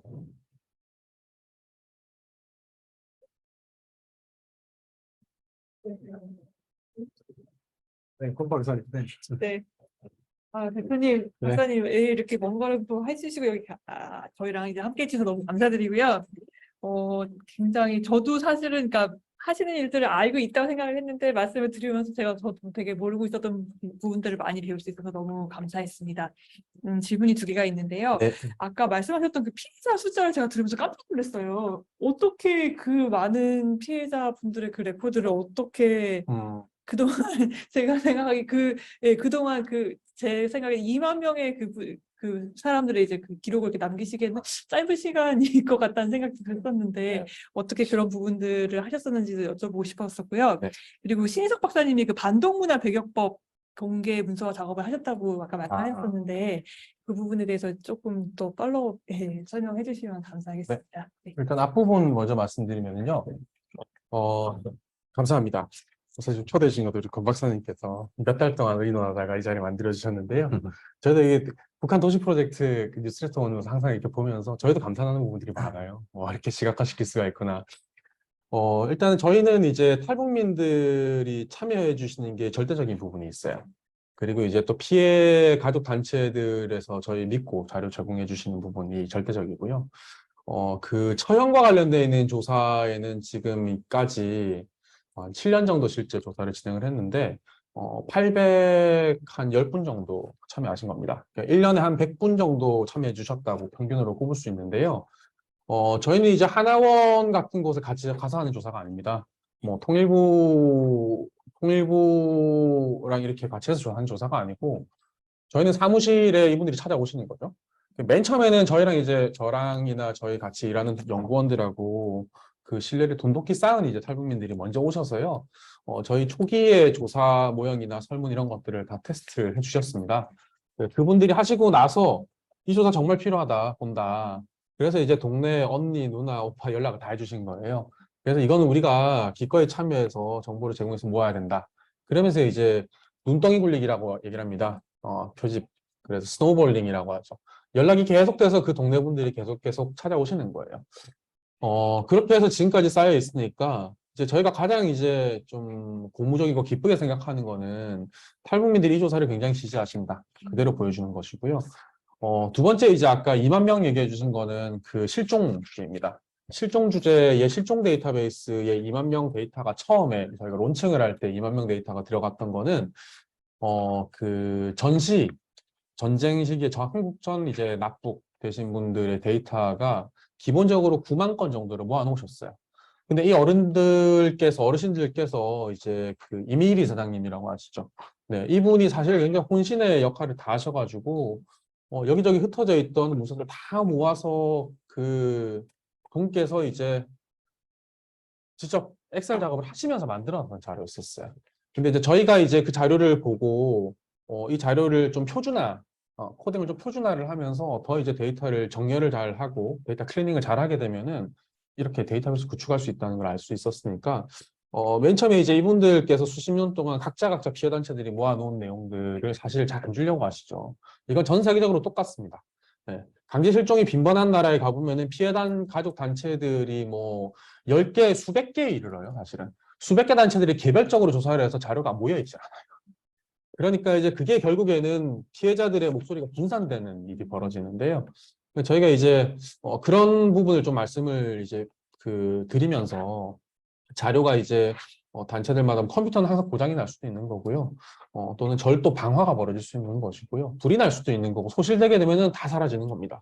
이분들께 저희가 이제 그 자료를 모아놓을 수 있는 은행 역할을 하겠다. 언제든지 복구를 하고 백업을 할 수 있게 하는 데이터 뱅크 역할을 하겠다. 첫 번째. 또 두 번째는 이제 자료를 모았을 때 더 거대한 힘을 같이 발휘할 수 있기 때문에 모아놓읍시다라는 말씀을 드렸고, 이분들의 일단은 그 믿음을 얻는까지는 시간이 많이 걸렸었어요. 한 1년 반 정도는 사실 이제 납북, 그 가족들, 단체들을 찾아가서 말로만 이제 저희가 설득을 하거나 뭐 공감한다고 주시는 건 아니고요. 이분들이 하시던 이제 행사나 뭐 기획이나 이런 일들을 눈에 안 보이게 나 있었어요. 그래서 이분들의 일을 저희가 실제로 돕고 거들고 또 이제 저희 이름은 드러내지 않으면서 돕는 일을 하면서 또 유엔에서 안 보는 일을 하고 나니까 이분들이 한 1년 반 정도 걸리고 나서 저희 진정성을 이제 믿으신 거죠. 한두 단체가 이제 참여하기 시작하니까 다른 단체 분들도 같이 저기에서 이 자료를 가지고 어떻게 관리 쓰게 할 그런 건 없다라는 신뢰를 얻게 된 거였었고요. 그래서 이제 그 피해 가족들이 그 당시에 무슨 불리한 법안이 만들어질 때 법안 저지를 하는 일도 같이 했었고, 그래서 그런 신뢰 구축 작업이 굉장히 어려운 부분이었었고, 특정한 기관이나 단체가 이제 이런 그 싱글 다큐멘테이션이라고 하는데 단체가 자체로 하게 되면 자기들의 나름껏 조사를 할 수 있기 때문에 좀 쉬운 편입니다. 사실 이제 이런 그 강제일종 조사 같은 컬렉티브 다큐멘테이션이라고 해서 여러 단체가 데이터를 한데 모아서 그 집단적인 힘을 발휘하는 데이터 그 조사 기록 DB를 구축하는 작업은 전 세계적으로 유례가 별로 없는. 저희가 이 조사를 처음에 성공을 시켰을 때에 이 데이터베이스를 이제 구축한 휴리독스라는 스위스 제네바에 있는 단체가 처음에 저희 찾아왔을 때 저희가 이제 단체들의 신뢰를 얻는 과정을 저희가 계획상에 한 6개월 정도를 잡아놨으니까 6개월로 턱도 없다. 2, 3년도 걸려도 안 되는 일인데 1년 반 정도에 이렇게 신뢰를 다 얻어서 자료를 모아놓은 걸 보고 나서 이건 굉장히 큰 성공이다. 그래서 이 휴리닥스에서 이제 이 석세스 스토리로 네, 모델링을 하면서 다른 나라에 있는 피해자들이나 조사 기록 단체들도 이렇게 자료를 한 군데로 모아서 시민사회가 주도적으로 공개 데이터를 만드는 일을 했으면 좋겠다라는 그런 효과가 있었죠. 지금 이제 계속 데이터가 늘어나고 있는데 이 휴독스라는 기관에서 만든 이제 이 우아지라는 소프트웨어가 특히 중요한 장점이 저희가 소프트웨어 선정하기 위해서도 이제 여러 기존에 있던 1세대 뭐 조사, 2세대 뭐 조사 툴들이 있고 다 있는데 장단점을 비교를 해요. 우아지라는 거 선택했던 이유가 이게 관계형 데이터베이스예요. 관계형 데이터베이스는 기존에 있던 1세대, 2세대 조사 기록은 카드는 생성을 합니다. 개별 사건들을 다 하는데 다 분절이 되어 있는 거예요. 서로의 연관관계가 연결이 안 되는 겁니다. 특히나 납북 사건 같은 경우는 배로 납북이 되는 경우는 배 하나에 열 몇 명이 타고 있는 거예요. 근데 한 사건에 열 몇 명이 다 얽혀 있는 동일 사건인데 이것을 기존의 1세대, 2세대 데이터베이스, 관계형이 아닌 데이터베이스들은 다 개별 사건으로 인식을 하는 거예요.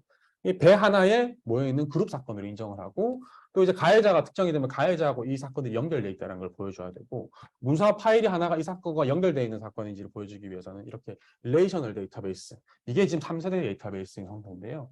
이것을 선택하기 전에 이제 개별 사건을 다루는 모형이랑 관계형 데이터베이스를 봤을 때 지금은 관계형 데이터베이스로 가는 추세거든요. 그래서 그 데이터베이스 툴을 선정하는 데에도 2년 정도 탐색을 하면서 많은 교류가 있었습니다. 뭐 거기 좀 부연 설명을 드리자면은 이제 전시 납북자분들 같은 경우는 기록이 제일 잘 돼 있는 게 다른 게 아니고 그 당시에 우리 정부가 피해 신고를 많이 받았었습니다. 그 당시에 내무부라든가 적십자사도 그렇고 서울시에서도 그렇고 이렇게 그 납북 피해자들 가족을 대상으로 그 당시에 이제 피해 신고를 받았었기 때문에 그게 뭐 물론 이제 아주 옛날 50년대 기록이기 때문에 이게 제대로 정리가 안 돼 있긴 하지만 사실은 이제 그 리스트들이 명부가 있었습니다. 그 당시에 이미 만들어진 게.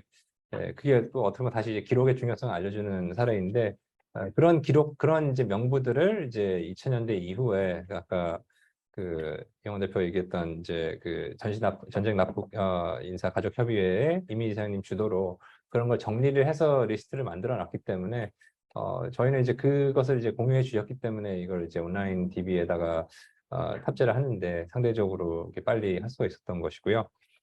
반동사상문화 배기법 같은 경우에는 이게 뭐죠? 이거는 딴 게 아니고 이제 이것도 사실은 이제 코로나 관련해서 이제 뭐랄까요, 이제 아시겠죠? 북한이 뭐 그동안 과거에도 이런 한국이라든가 뭐 중국에서 유입되는 그런 이제 소위 이제 해외 이런 이제 다른 외국의 그런 뭐 이런 드라마라든가 영화, 음악에 대해서 단속을 해왔었지만 이제 사실은 이제 코로나 이게 코로나 이제 팬데믹을 계기로 이제 이제 북한 정부가 국경 봉쇄 조치를 취하면서 사실은 이제 그걸 또 어떻게 보면 체제 결속 강화의 그런 또 기회로 삼은 면도 없지 않습니다. 왜냐면 이제 일단 국경이 봉쇄되니까 사실은 이제 어떻게 보면 이제 계속 이런 이제 외부에서 문화가 유입되는 것을 잠깐 차단된 상태이기 때문에 이제 북한 내에 남아 있는 이제 그런 뭐랄까요 반동 사상 문화를 이제 어떻게 보면은 이제 단속하는 데 딱 좋은 여건이 마련된 것이죠. 그래서 그 일을 계기로 이런 이제 반동 사상 문화 배격이 제정이 된 것이고 그래서 기존의 그런 법을 통해서도 충분히 처벌할 규정들이 있었지만 이제 한층 더 이제 이런 처벌 강도가 높아졌습니다. 그래서 북한 기준으로 봤을 때도 전에는 뭐 사형까지는 안 했었던 이제 그런 이런 음악이나 이제 영화 유포에 대해서까지 이제 다 그런 사형으로 처벌할 수 있게 훨씬 더 이제 북한 기준으로 굉장히 이제 가혹한 그런 이제 규정들이 많이 생겼고요. 그리고 사실은 이때는 이제 반동산업문화배격법 원문이 공개됐던 건 아니고 그 반동산업문화배격법을 이제 각 이제 지역 간부들이 이제 그 간부들끼리 그래도 교육을 시켜야 되니까요. 이거를 그런 해석 그런 지침 같은 문서가 데일리 NK를 통해서 이제 공개가 됐었습니다. 그래서 이제 그 일부 조문의 설명들이 이제 거기 포함이 돼 있던 거죠. 그래서 이제 그거를 번역을 해가지고 이제 그 데일리 NK와 함께 이제 이 표현의 자유 특별보고관과 그 이제 자의적 처형 특별보고관한테 같이 이렇게 그 문제 제기를 해서 이제 관련해서 이제 북한 정부를 상대로 이제 그 이거에 대한 이제 해명을 요구하는 서한이 발송이 되었던 거고요. 사실은 이제 이때는 그 반동사상문화배격법뿐만 아니라 그 코로나 관련해서도 이제 북한이 이제 여러 가지 좀 굉장히 이제 너무 이제 가혹한 조치들 많이 취했습니다. 그래서 뭐 모든 나라들이 어느 정도 그런 이제 코로나 유입을 확산을 막기 위한 조치를 취했지만 뭐 아시겠지만 북한은 이제 그런 이 국경 그 지역에서 이제 무단으로 침입할 경우에는 이제 뭐 아예 즉석에서 그냥 사살해 버리라고 지침 내려졌었고 사실 그런 문서들도 이제 그 당시 데일리 NK에서 일부 공개가 됐었는데 그런 문서들 역시 번역을 해가지고 다시 이제 UN 그 특별 보고관들한테 전달을 해서 같이 사실은 반동사상 문화 배격법의 그런 이제 사형 규정 같은 거라던가 그런 표현의 자유를 제한하는 규정과 함께 그런 이제 그 코로나 조치가 너무 지나치게 이런 비례성이라던가 필요성 원칙에 어긋난다. 이제 그런 지적을 같이 이제 한 서한을 이제 북한 정부에 보내가지고 문제 제기를 했던 이제 그런 경험이 있습니다. 참고로 이제 반동산업 문화배격법은 최근에 이제 전문이 공개가 됐어요. 그래서 이제 데일리 NK 쪽에서 공개를 했기 때문에 그걸 확인할 수 있게 되었습니다. 네. 또 다른 질문. 네. 우리 이시호 박사님. 네. 그러니까 예전에 이 보고서를 봤을 때 깜짝 놀랐습니다. 사실은.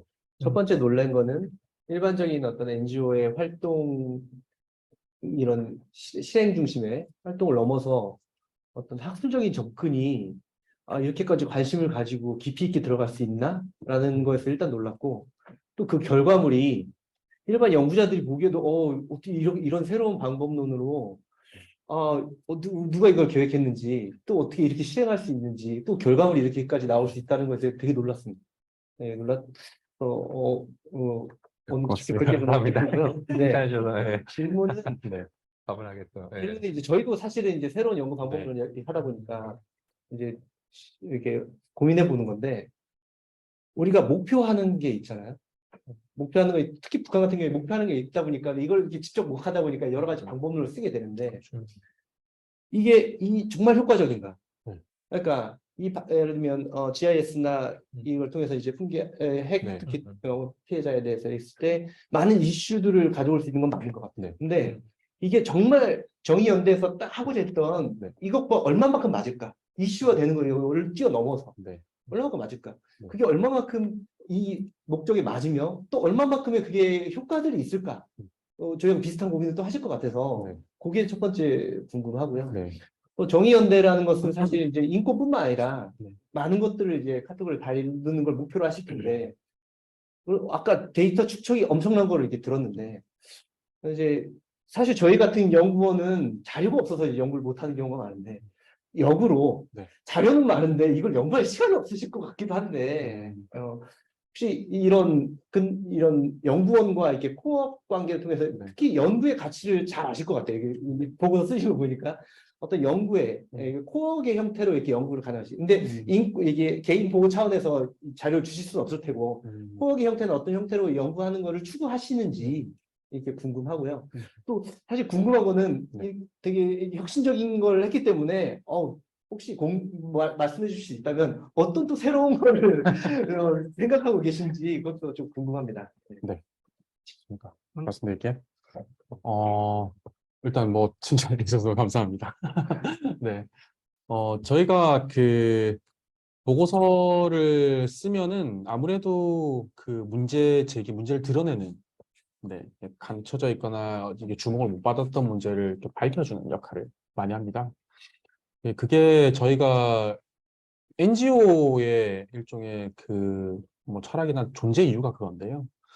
정부가 할 일이 있고 외교관들이 할 일이 있고 학계가 할 일이 있고 NGO가 할 일이 있으면은 NGO들은 분명히 문제가 있는데 감춰져 있거나 은폐된 걸 일단 들춰주는 역할을 하는 겁니다. 그럼 그 문제를 이제 원만하게 해결하는 걸 찾는 거는 정부가 할 역할들이고요.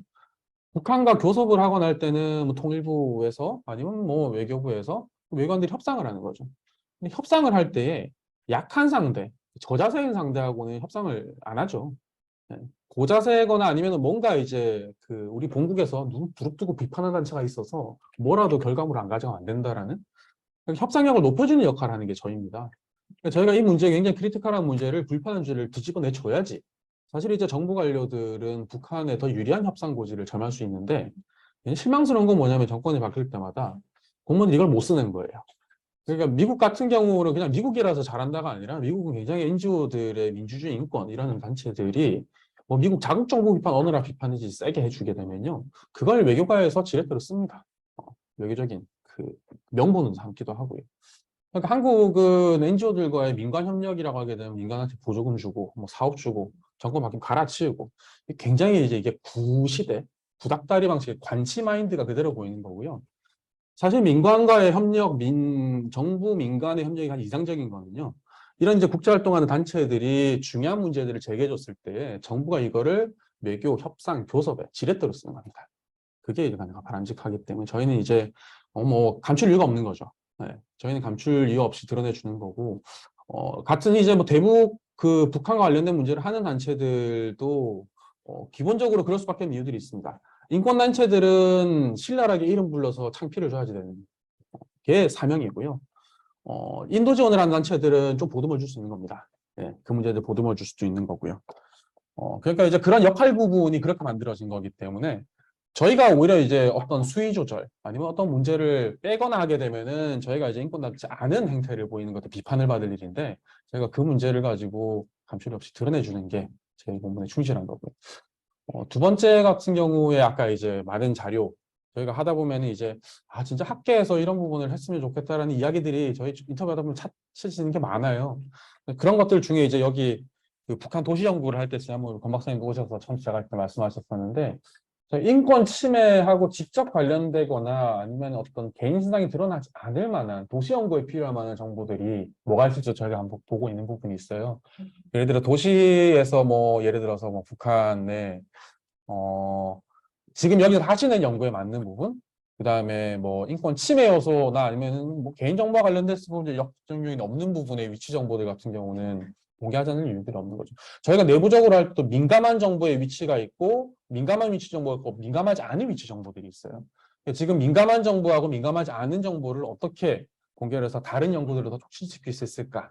저희도 이제 바라는 부분이기 때문에 따로 얘기를 한번 해볼 만한 게 있겠습니다. 저희가 그 자료를 갖고 있어서 저희도 다 쓰지 못하는 아니면은 더 이제 추적을 할 여력이 없는 주제들이 분명히 있거든요. 그 중에 하나가 이제 정말 이거 심각하다 해서 핵 문제, 핵실험장 문제를 끄집어 나오고 특별보고 다리를 붙여서 낸 거지만 그 이외에 북한의 지역 특성 보게 되면은요. 들여다보면 뭔가 나올 수 있는 것들이 굉장히 많습니다. 세 번째를 아까 앞으로. 앞으로. 저희가 이제 이 조사들이 이제 좀 일종의 설계가 돼 있는 거예요. 첫 번째 처형 그 조사는 이제 북한 정권이 어느 시점에 뭐 10년 뒤에 만약에 뭐 그 무너지거나 뭐 바뀌게 되고 민주화가 되거나 가게 되더라도 그 위에 몇십 년 작업을 더 해야 되는 프로젝트입니다. 40년이 될지 50년이 될지 저희 대 다 못하고 저희 다음 후배들이 이어받아가지고 해야 될 일일 수도 있고요. 그 조사가 이제 처형이 있고 이제 실종 조사가 있는데요. 이 실종과 처형은 이렇게 보시게 되면 뭐 이쪽이 시작하는 점이라고 볼게요. 인권 침해가 벌어진 시작점입니다. 실종이 돼서 끌려가고 북송이 되거나 끌려가고 나서 고문을 당하고 그 중에 일부는 처형이 되고 일부는 수용소로 들어가 버리는 겁니다. 네. 일부는 탈출을 하고요. 그러니까 이제 시작점이 실종인 사람들의 데이터를 저희가 모아놓게 되면은 그 중에 굉장히 생명을 빼앗는 처형을 당하는 사람들의 크리티컬 사례가 연결이 되는 거예요. 실종자 명부로 만든 작업들 중에나 처형자의 신원이 파기되는 경우도 벌어질 수 있는 거죠. 그러니까 이제 침해 사건에서 이렇게 하게 되면서 침해 피해자들만 저희가 모으는 것보다도 사실 더 궁극적으로 중요한 거는 가해자들 책임을 찾는 거예요. 예. 그러니까 북한을 우리가 보통 생각하게 되면은 북한의 이렇게 피라미드 구조로 권력 서열을 생각을 합니다. 그러니까 김 패밀리가 있고 그 아래 옆에 이제 그 뭐 최측근의 가장 고위 장성들이 있고 이렇게 피라미드 구조로 권력을 생각을 하는데 어떤 지역에서 벌어지는 인권 침해는요. 권력하고 상관없이 어떤 간부들이 과욕을 부리거나 과잉 충성을 해서 무자비하게 일삼는 경우도 벌어집니다, 실제로. 아니면 같은 군 부대 내에서도 지휘 계층들은 별 5개부터 이렇게 하나까지 떨어져 가는 것 같지만 중간에 별 하나를 달고 있는 장군이 굉장히 그 과격을 하거나 아니면은 굉장히 이제 다른 비선으로 권력이 이어져 있어서 이런 그 처형하는 일들만 일삼는 살인 부대들이 존재하기도 해요. 그러니까 이런 것들을 찾기 위해서는 위치도 찾아야 되고 사건들의 당시에 지휘관들도 찾아야 되고 하는 방대한 작업인데 저희가 하기에는 탈북민들 인터뷰를 하는 것만으로는 모을 수 있는 자료의 제한은 명백합니다. 네, 탈북민들은 말단에서 자기들을 다뤘던 간수의 이름조차 기억 못하는 경우들이 많아요. 하급 간부들, 하급에 있는 사람들은 그중에 소년병들도 있고요. 나이가 뭐 미성년자인 군인들도 많아요. 네, 이 사람들보다 찾는 건 결국 위에 있는 지휘자, 설계자들을 찾아야 하는 것들이기 때문에 이 정보를 수집하기 위해서 탈북민 인터뷰 가지고는 한계가 있어서 공개 정보를 이제 수집하는 작업 같이 하는 거죠. 한국에서는 이제 뭐 통일부 아니면 국가정보원 이런 곳들에서 북한의 주요 인물, 기관 정보들을 모읍니다. 사실 이건 국민들 세금 들여가지고 북한 정보를 다 모아놓는 작업들이었던 거예요. 수십 년 동안. 하지만 이게 여러 가지 남북관계, 북한의 경계가 고려들 때문에 그 정보부처 안에만 있는 겁니다. 북한의 주요 인명록, 기관록 이런 것들 나오는데 사실 그 출처 정보들 같은 경우는 공개되는 것들이 없어요. 그러면 그것들 정부에서 사실 밝혀놓는 자료를 공개화시키게 되면은 민간에서 무궁무진하게 북한의 책임 기관들을 파악해서 정렬할 수가 있는데 그게 안 되고 정부가 그걸 쉽게 내놓지도 않으니까 결국에는 이제 민간에서 우리가 할 수 있는 방식대로는 오픈소스 정보를 모아보는 거죠. 사실 이 풍계리 핵실험장 정보도 오픈소스 정보를 상당히 많이 활용한 겁니다. 여기에서 이제 저희가 한 것은 시각화시키고 그림을 그리는 작업들을 한 거죠. 이 중에서는 이제 한 20여 년 동안, 한 10여 년 동안에 국회의사록을 다 털어본 거예요. 국회의사록 누구에게 다 공개해 있는 자료들이죠. 의사록을 수천 페이지 다 읽어보고 이 얘기가 어디까지 이어졌었고 어떤 의원이 뭘 제기했고 정부는 무슨 답변을 해야 돼. 답변이 정부가 말한 게 거짓말로 보이는지 아닌지 판별하는 역할을 한 거죠. 오픈소스 정보들을 상당히 모았을 때는 우리가 생각하지 못하는 굉장히 많은 그 분석을 해낼 수 있기 때문에 이제 공개 정보, 비공개 정보 그리고 뭐 많은 정보들이 있습니다. 북한의 가해자들 구조를 찾으려고 할 때도 이제 저희가 하는 게 북한의 이제 어떤 인권범죄 책임 관련되어 있는 뭐 책임 규명, 어카운트빌리티 얘기를 많이 하는데요. 일단은 북한의 조직도가 완성이 안 돼 있습니다. 네. 북한의 조직과 관련되어 있는 기관들의 변천사라든지 이 데이터를 먼저 만들어야 돼요. 전체 지도를 만들어야지 거기에 인물들을 배치시킬 수 있기 때문에 그 작업을 이제 저희가 갖고 있는 데이터에서 먼저 털어보는 작업을 하고요. 모자란 정보들을 어떻게 획득을 할지 그 다음은 저희가 또 방법을 또 찾아서 해봐야 되는 작업이라서 지금은 북한의 명령 지휘 체계를 그림을 만드는 작업을 이번 해, 다음 해, 그 다음 해까지 중점적으로 해야 될 일이고 그리고 나면 저희가 할 수 있는 조사로 다 끝나는 게 아니고요. 사실 한국이 가장 많은 게 북한 연구자들입니다. 네. 학계 여기 계신 분들도 그렇고 북한의 엘리트 연구, 무슨 기관 연구 하신 분들이 각자 예전에 모아놓은 자료들이 있습니다. 그 자료가 어딘가에 이렇게 끼워 맞출 수 있는 큰 지도를 하나 만들어주게 되면은 연구자들이 거기다가 또 자료를 보태거나 더 만들 수 있는 역할도 할 수 있으니까요. 네, 저희는 이제 그거 시작시키는 작업 하는 역할입니다. 그래서 이제 지금 이 조사가 다 동떨어져서 가는 게 아니라 이 조사들이 다 하나로 이어지게 되는 큰 데이터베이스를 만드는 작업이 저희 진행할 방향입니다. 네. 네, 질문 저희가 아직 시간이 조금 있습니다. 질문 좀 더 받겠습니다. 없으신가요? 제가 이제 계속 들으면서 여러 가지 질문들이 생각이 나는데 제가 생각나는 거 한번 좀 여쭤보도록 하겠습니다. 우선 최근에 폴란드하고 헝가리를 보면 다시 독재 스타일로 이렇게 정권이 바뀌고 있지 않습니까? 그래서 굉장히 흥미로운 스타디를 본 게 시카고 대학교 정치학과 교수가 왜 그 나라들이 그렇게 다시 독재로 이렇게 가게 됐는가 이런 분석을 이제 했는데 두 가지 이론이 있는 것 같아요.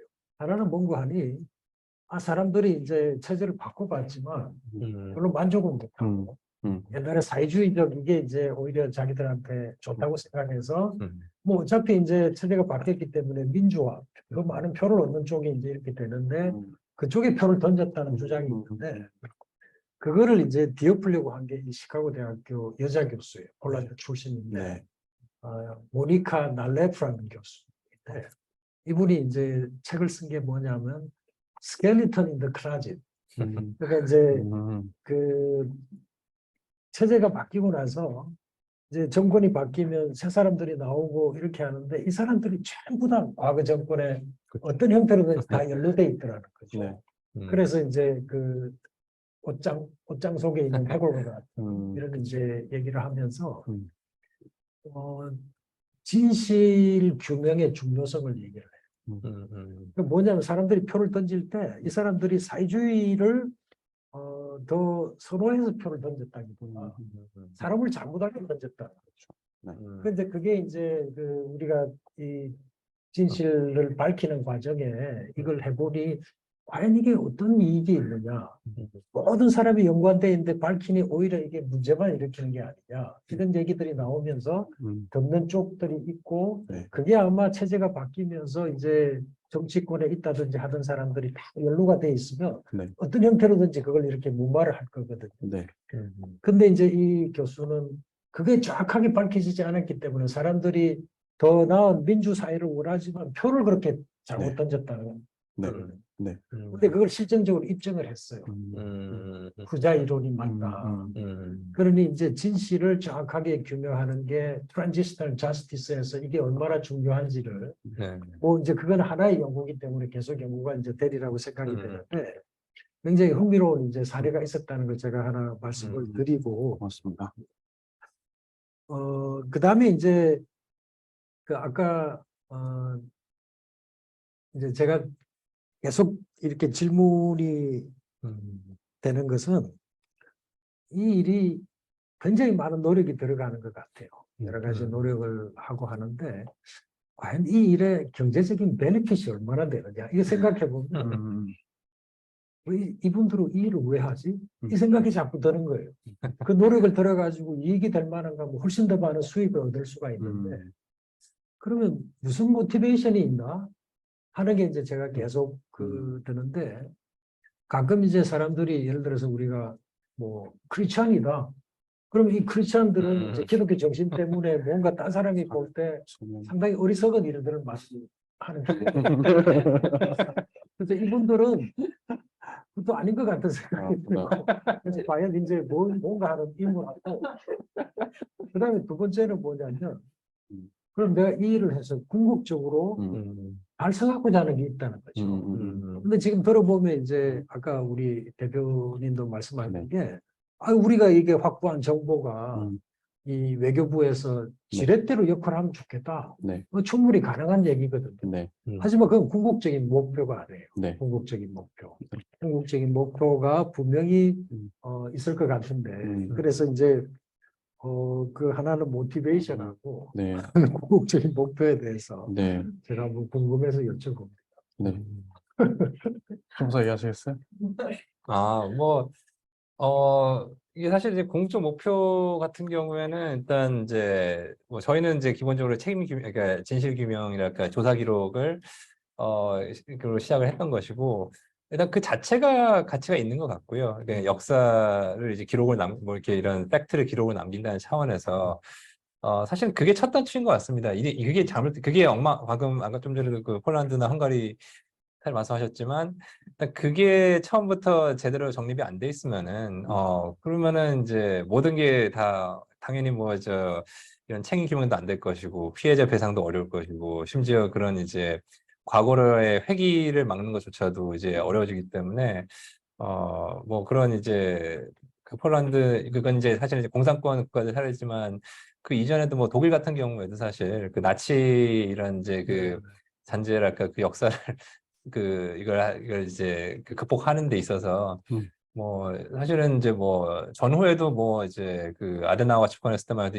그 당시에 아직 그 나치 당원이 뭐 500만 명인가 있었다고 하니까 서독에 그거를 이제 굉장히 뭐랄까요 그 세대에서 사실은 그걸 제대로 극복을 못했었고 오히려 이제 70년대 이후에 그런 식으로 이제 불편한 질문들을 하는 사람들이 나오면서 이제 그런 이제 그 전시 그 나치 시대 이게 그 이런 뭐 그 당시 특정 정치인이나 판사나 이런 사람들이 뭘 했냐라고 따져보니까 다 그때 이제 나치 뭐 당원이었거나 아니면은 그 나치 정권에 이제 뭐 봉사했던 그런 이제 과거들이 드러나면서 이제 한바탕 그 굉장히 큰 이제 그 소동을 겪었죠. 왜냐면 그 이전에는 이제 사실은 이제 좀 간편하게 나치 이건 이제 모든 그런 이제 잘못은 나치가 히틀러 같은 사람들이 저지른 거고 대부분의 독일 사람들은 거기에 이제 무관했다. 오히려 피해자였다. 이제 이런 약간 이제 프레이밍을 했었는데 그 프레이밍이 깨지고 이제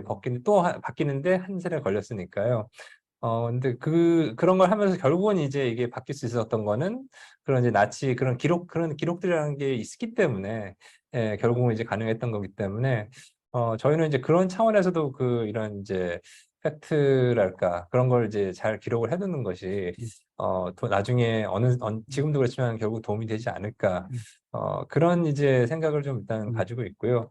그리고 뭐 이 동기부여랄까는 이제 뭐 사람마다 다르겠지만 뭐 저는 그런 것 같습니다. 저는 사실은 이제 원래 그 학부는 경제학과를 나왔었고 사실 전 별로 북한 문제 관심 없었는데 근데 이제 저 중간에 교환학생을 이제 네덜란드 암스테르담 가게 되면서 암스테르담에서 물론 교환학생이니까 한 거의 뭐 90%는 시간 놀았던 것 같고 나머지 좀 이제 놀지 않았던 10% 정도의 시간을 이제 공부를 하면서 그때 이제 그 당시에 이제 국제형사재판소가 생긴 지 얼마 안 됐을 때 ICC 설립이 얼마 안 됐을 때라서 상당히 좀 이제 사람들이 되게 고무적이었었고 이게 이런 국제형사법이라던가 인권법이 잘 될 것이다. 약간 그런 이제 약간 장밋빛 전망이 이제 있었죠. 그래서 사실 저도 이제 이게 흥미롭고 좀 이걸 잘 활용해보면 좋겠다.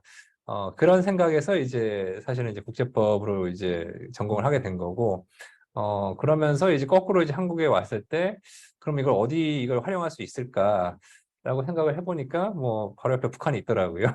그래서 사실 이제, 뭐, 시민연합도 이제 그때 북한인권 시민연합이라는 단체도 이제 인턴을 하게 되고, 이제 그런 식으로 이제 이 일을 시작하게 된 계기가 그렇게 된 것 같습니다. 그래서 말씀하신 것처럼 이게 뭐 꼭 이게 뭐 먹고 사는 데는 그래도 먹고 살 만한 다행히 직장이기도 하고요.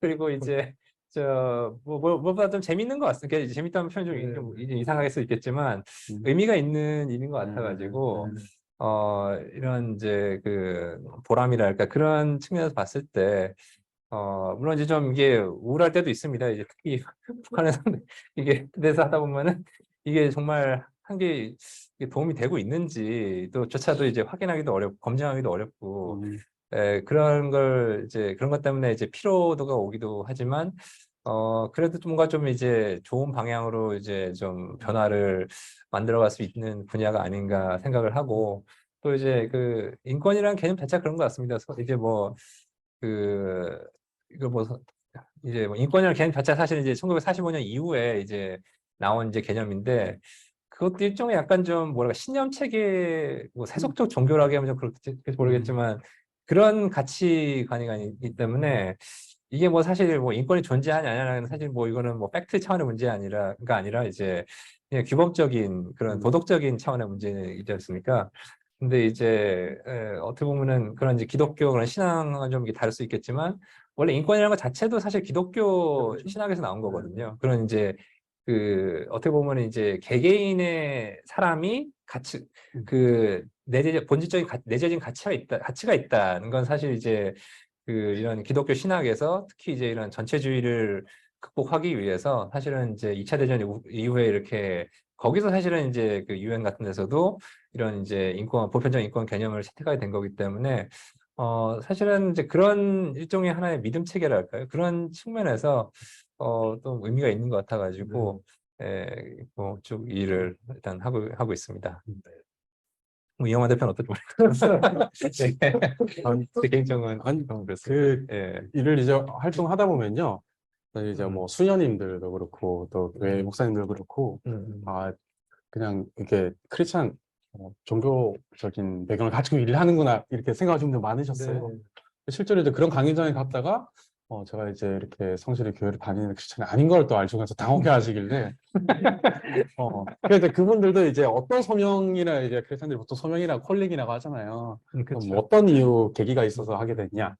그러니까 집안에 뭐 북한과 관련돼 있는 뭐 원한이 있는 피해자도 없고 가해자도 없고 뭐 월남 가족도 아니고 그냥 없어요. 없는데 그냥 사람이 운명이 이렇게 바뀔 때가 몇 번씩 있거든요. 네. 탈북민들 처음 만났을 때 인생이 크게 바뀐 거고요. 한 번. 그리고 아까 이렇게 말씀드렸지만 고노곤 재판관이 많았을 때 인생을 바꿔주는 분들이 있어요. 네. 그렇게 바뀌는 계기를 몇 번을 거친 거죠. 그러니까 처음에 이제 지나고 보면은 중간에 이제 이 일이 한 8년, 9년 정도 하다가 이제 번아웃 오고 지쳐서 그만두고 공무원 생활을 잠깐 했던 적이 있었는데 몸은 편하고 생활은 윤택해지는데 마음이 허전한 게 너무 큰 거예요. 한 2, 3년 지나니까 이제 COI 보고서가 나오고 뭔가 시작해보지 않을래 하는데 자꾸 이제 마음이 가는 거예요. 다시 시민사회로 돌아오게 됐는데 그때 이제 뭐가 다시 이렇게 다 돌아오게 만드는지 그냥 한국의 시민사회에서 일한다는 것 자체가 즐거운 건 없거든요. 없는데 더군다나 이제 이런 북한과 인권 조합이 되게 되면 정치적인 프레임 공격당하기도 쉬운 일이라서 더 이제 하기 싫은 일이 되고요. 그런데 뭘까 했는데 이게 약속을 많이 한 거예요. 뭐냐면 제가 이제 아까 소개해 주실 때 성대 정예과 사실은 영문과 전공이었는데 성대 영문과에서 맨 처음 이제 학교 영문학을 하게 되면 성경을 읽힙니다. 성경을 문학적으로 읽으라고 해서 구약과 신약을 다 읽혀요. 그럼 거기 보면 이제 커버넌트라고 하잖아요. 그다음에 이제 테스트먼트 얘기를 해요. 다 약속이란 말이에요. 근데 탈북민들 만나서 하면서 저한테 얘기 들려준 게 저는 이 얘기를 저한테 증언을 해주시거나 얘기를 해주신 걸 가지고 뭔가를 해내겠다는 약속을 드린 적은 없어요. 근데 지나가 보면 이분들한테 내가 말은 안 했지만 약속을 한 거하고 같은 거예요. 이분들이 들려주고 싶지 않은 끔찍한 격들 얘기해 준 게 한 분, 두 분, 수백 명이 되고 수천 명이 되고 나면요. 수천 명한테 제가 암묵적으로 약속을 해버린 거예요. 그동안 들려준 거 가지고 뭔가는 세상을 바꿔놔야 된다는 생각을 지게 되는 거죠. 근데 그게 이제 전에는 짓눌리는 부담이 컸었어요. 뭐 가족들은 특히나 왜 그걸 네가 해야지 되는데. 가족은 뭐 너무나 말리죠. 근데 결혼을 하고 아내는 이 일을 마음대로 해봐 이러니까 이제 부모님들의 그 압력은 벗어나게 된 거예요. 아내가 가장 고맙고요, 제가. 장가를 잘 가서. 그 다음에 이제 결혼을 하고 나서 이 일을 본격적으로 할 수 있게 됐었어요. 그리고 신박사 합류를 하게 되고 동료들을 만나게 되는데 그 다음부터는 이 일이 끔찍한 일인 것 같은데 너무 재밌는 거예요. 학교에서 어디에서 배우지 못했던 기술, 도구, 뭔가를 결합을 해서 만들어지는 거를 희열을 막 느끼는 거죠. 그러니까 이런 일을 하는 이제 외국의 활동가나 전문가들을 만나고 나서요.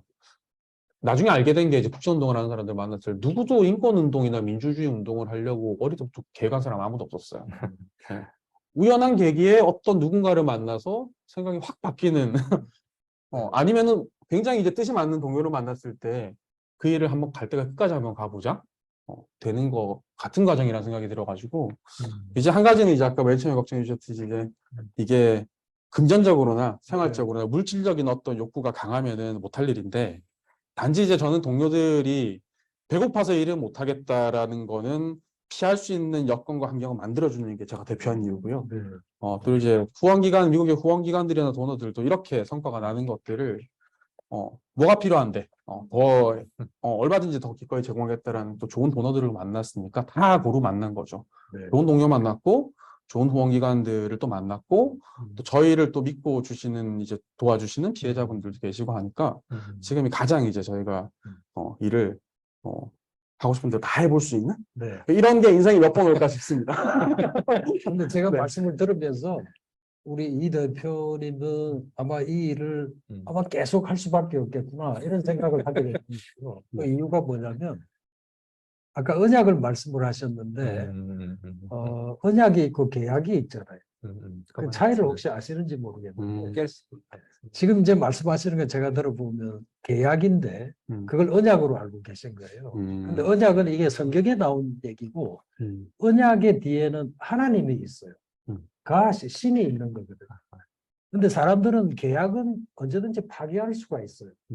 이건 사인들 간에 계약은 이익에 관한 관계이거든요. 언약은 관계에 대한 관계예요. 이건 하나님하고 관계가 있기 때문에 언약은 맺어지면 파괴가 안 되는 거죠.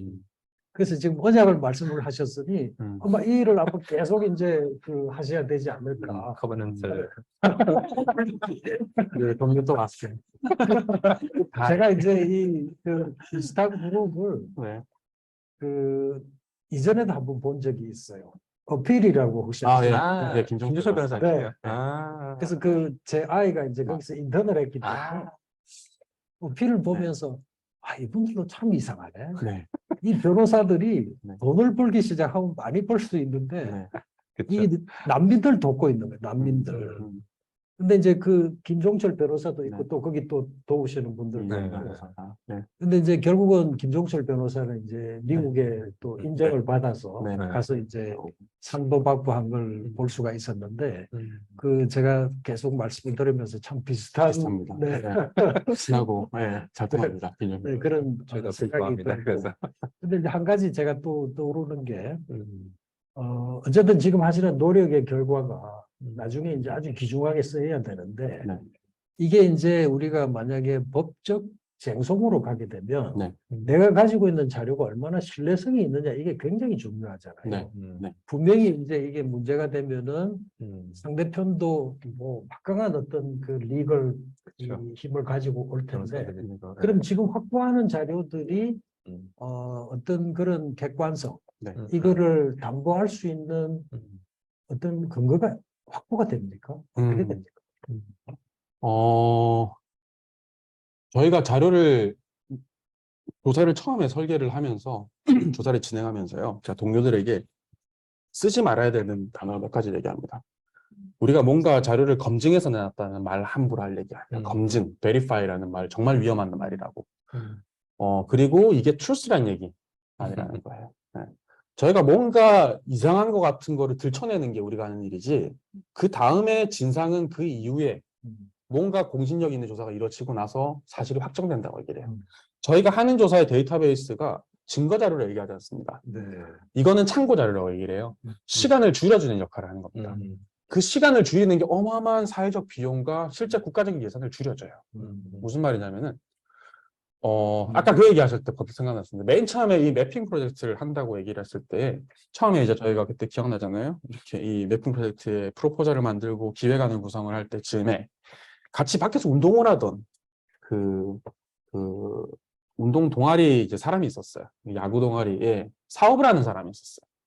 그냥 이제 뭔가 단체 만든다고 해서 뭐 하는데 얘기를 다 듣더니 금방 듣자마자 아니 왜 돈 되는 쪽으로 일을 안 하고 돈이 안 되는 쪽으로 일을 하는 얘기하는 거야. 그게 무슨 말인지 저는 알죠. 이런 북한에서 이렇게 매장이 되어 있는 장소들의 지도를 다 완성을 하고 나면요. 이거를 사실 부동산 업자들은 이 돈을 가지고 엄청난 부동산 거래를 할 수 있어요. 그러니까 이제 그 사람이 하는 그 얘기가 내가 다 알고 하는 얘기라고.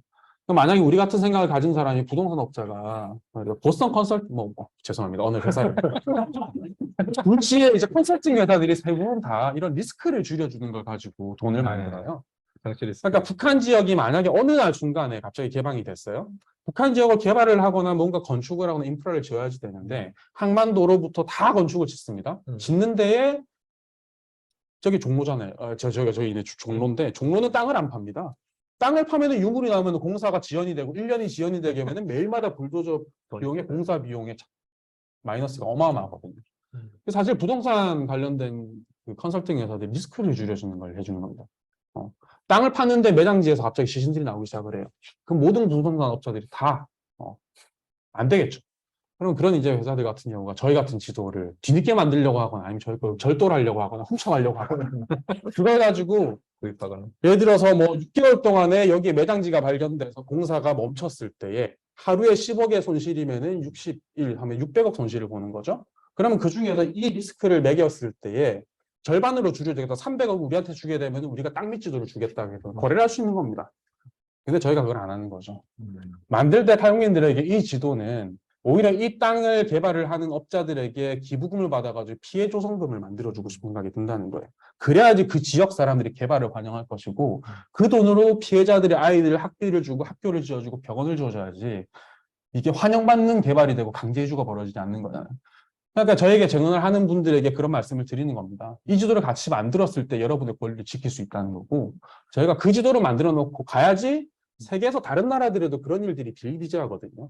전환기 벌어지고 나면 사람들이 대량 이주를 당합니다. 개발업자들이 그 땅을 속여서 시장 짓고 다 이주시켜버리는 과정이죠. 국가도 개입 못하고 유엔도 해결 못했었어요. 가만히 보니까 이런 작업들을 해서 선례를 하나 만들어야지 다른 나라들에서도 피해자들과 조사 기록을 하는 사람들이 어떻게 전환기가 왔을 때 지킬 권리를 지켜주고 그 이 지역이 더 빨리 개발될 수 있게 해주는 역할도 할 수 있고 만들 수 있는지 그거 한번 만들어 보자는 건데 하고 나면은 저희가 나중에 죽고 나도 뿌듯하겠죠. 이게 전 세계에서 아주 보편적인 어떤 그 모델이 된다 하게 되면 이만큼 인생 걸고 해볼 만한 의미 있는 일이 있었겠나. 네, 네, 알겠습니다. 네. 그 저희 연구원이 우연히 그 폴란드의 Institute of National Remembrance 아, 네, 과거사위원회하고 아, MOU를 예. 체결하고 있어요. 아, 제가 폴란드 가서 MOU를 체결하고 왔는데 음, 폴란드가 체제가 바뀌었을 때 사회주의 정부에 있던 모든 자료가 거기 다 들어가요. 네. 네. 근데 이제 네네. 근데 이제 이 사람들이 그 자료를 아직도 이 제대로 활용을 못하는 거예요. 손을 못 대요. 그래서 참 그런 걸 보고 어쨌든 이제 저희는 2단계 연구로 가게 되면 동구권하고 이제 좀 이렇게 아. 교류를 하면서 연구를 하게 될 텐데 네, 그래서 그때 폴란드의 네, 아. 과거사위원회하고 한번 같이 일을 하게 될 것 같은 아. 생각을 하고 있습니다. 네. 참고로 폴란드나 그런 뭐 헝가리들 그 동구권 자료 중에 북한 자료들도 꽤 있을 겁니다. 있습니다. 그래서 그 저희가 나중에 이제 기회가 그 저희 되면은 예. 같이 일하던 그 마렉 핸드렉 이분은 아마. 그 북한에 대한 책을 또 쓰셨죠. 아, 네네. 북한에 대해서 자료를, 책도 쓰고 예, 그래서 아마 지금 말씀하신 대로 북한 자료가 네. 상당히 많이 이제 있으리라고 생각이 아. 됩니다. 기대되는 활동을 예. 자, 이제 시간이 네, 5시가 된 것 같습니다. 저희들이 약속한 시간이고 오늘 이 포럼을 이제 마무리하고자 하는데 오늘 그 귀한 말씀을 해주신 우리 전환기정의의 이영환 대표님과 신희석 법률 분석관 두 분께 감사의 큰 박수를 표해 주시기 바랍니다. 감사합니다. 감사합니다. 자, 이것으로 20회 20차 저희 북한 도시 포럼은 마치고 또 저희 포럼은 계속 이어지니 다음에도 많이 참석해 주시기를 부탁드립니다. 네, 감사합니다. 고맙습니다. 감사합니다. 고맙습니다. 고맙습니다.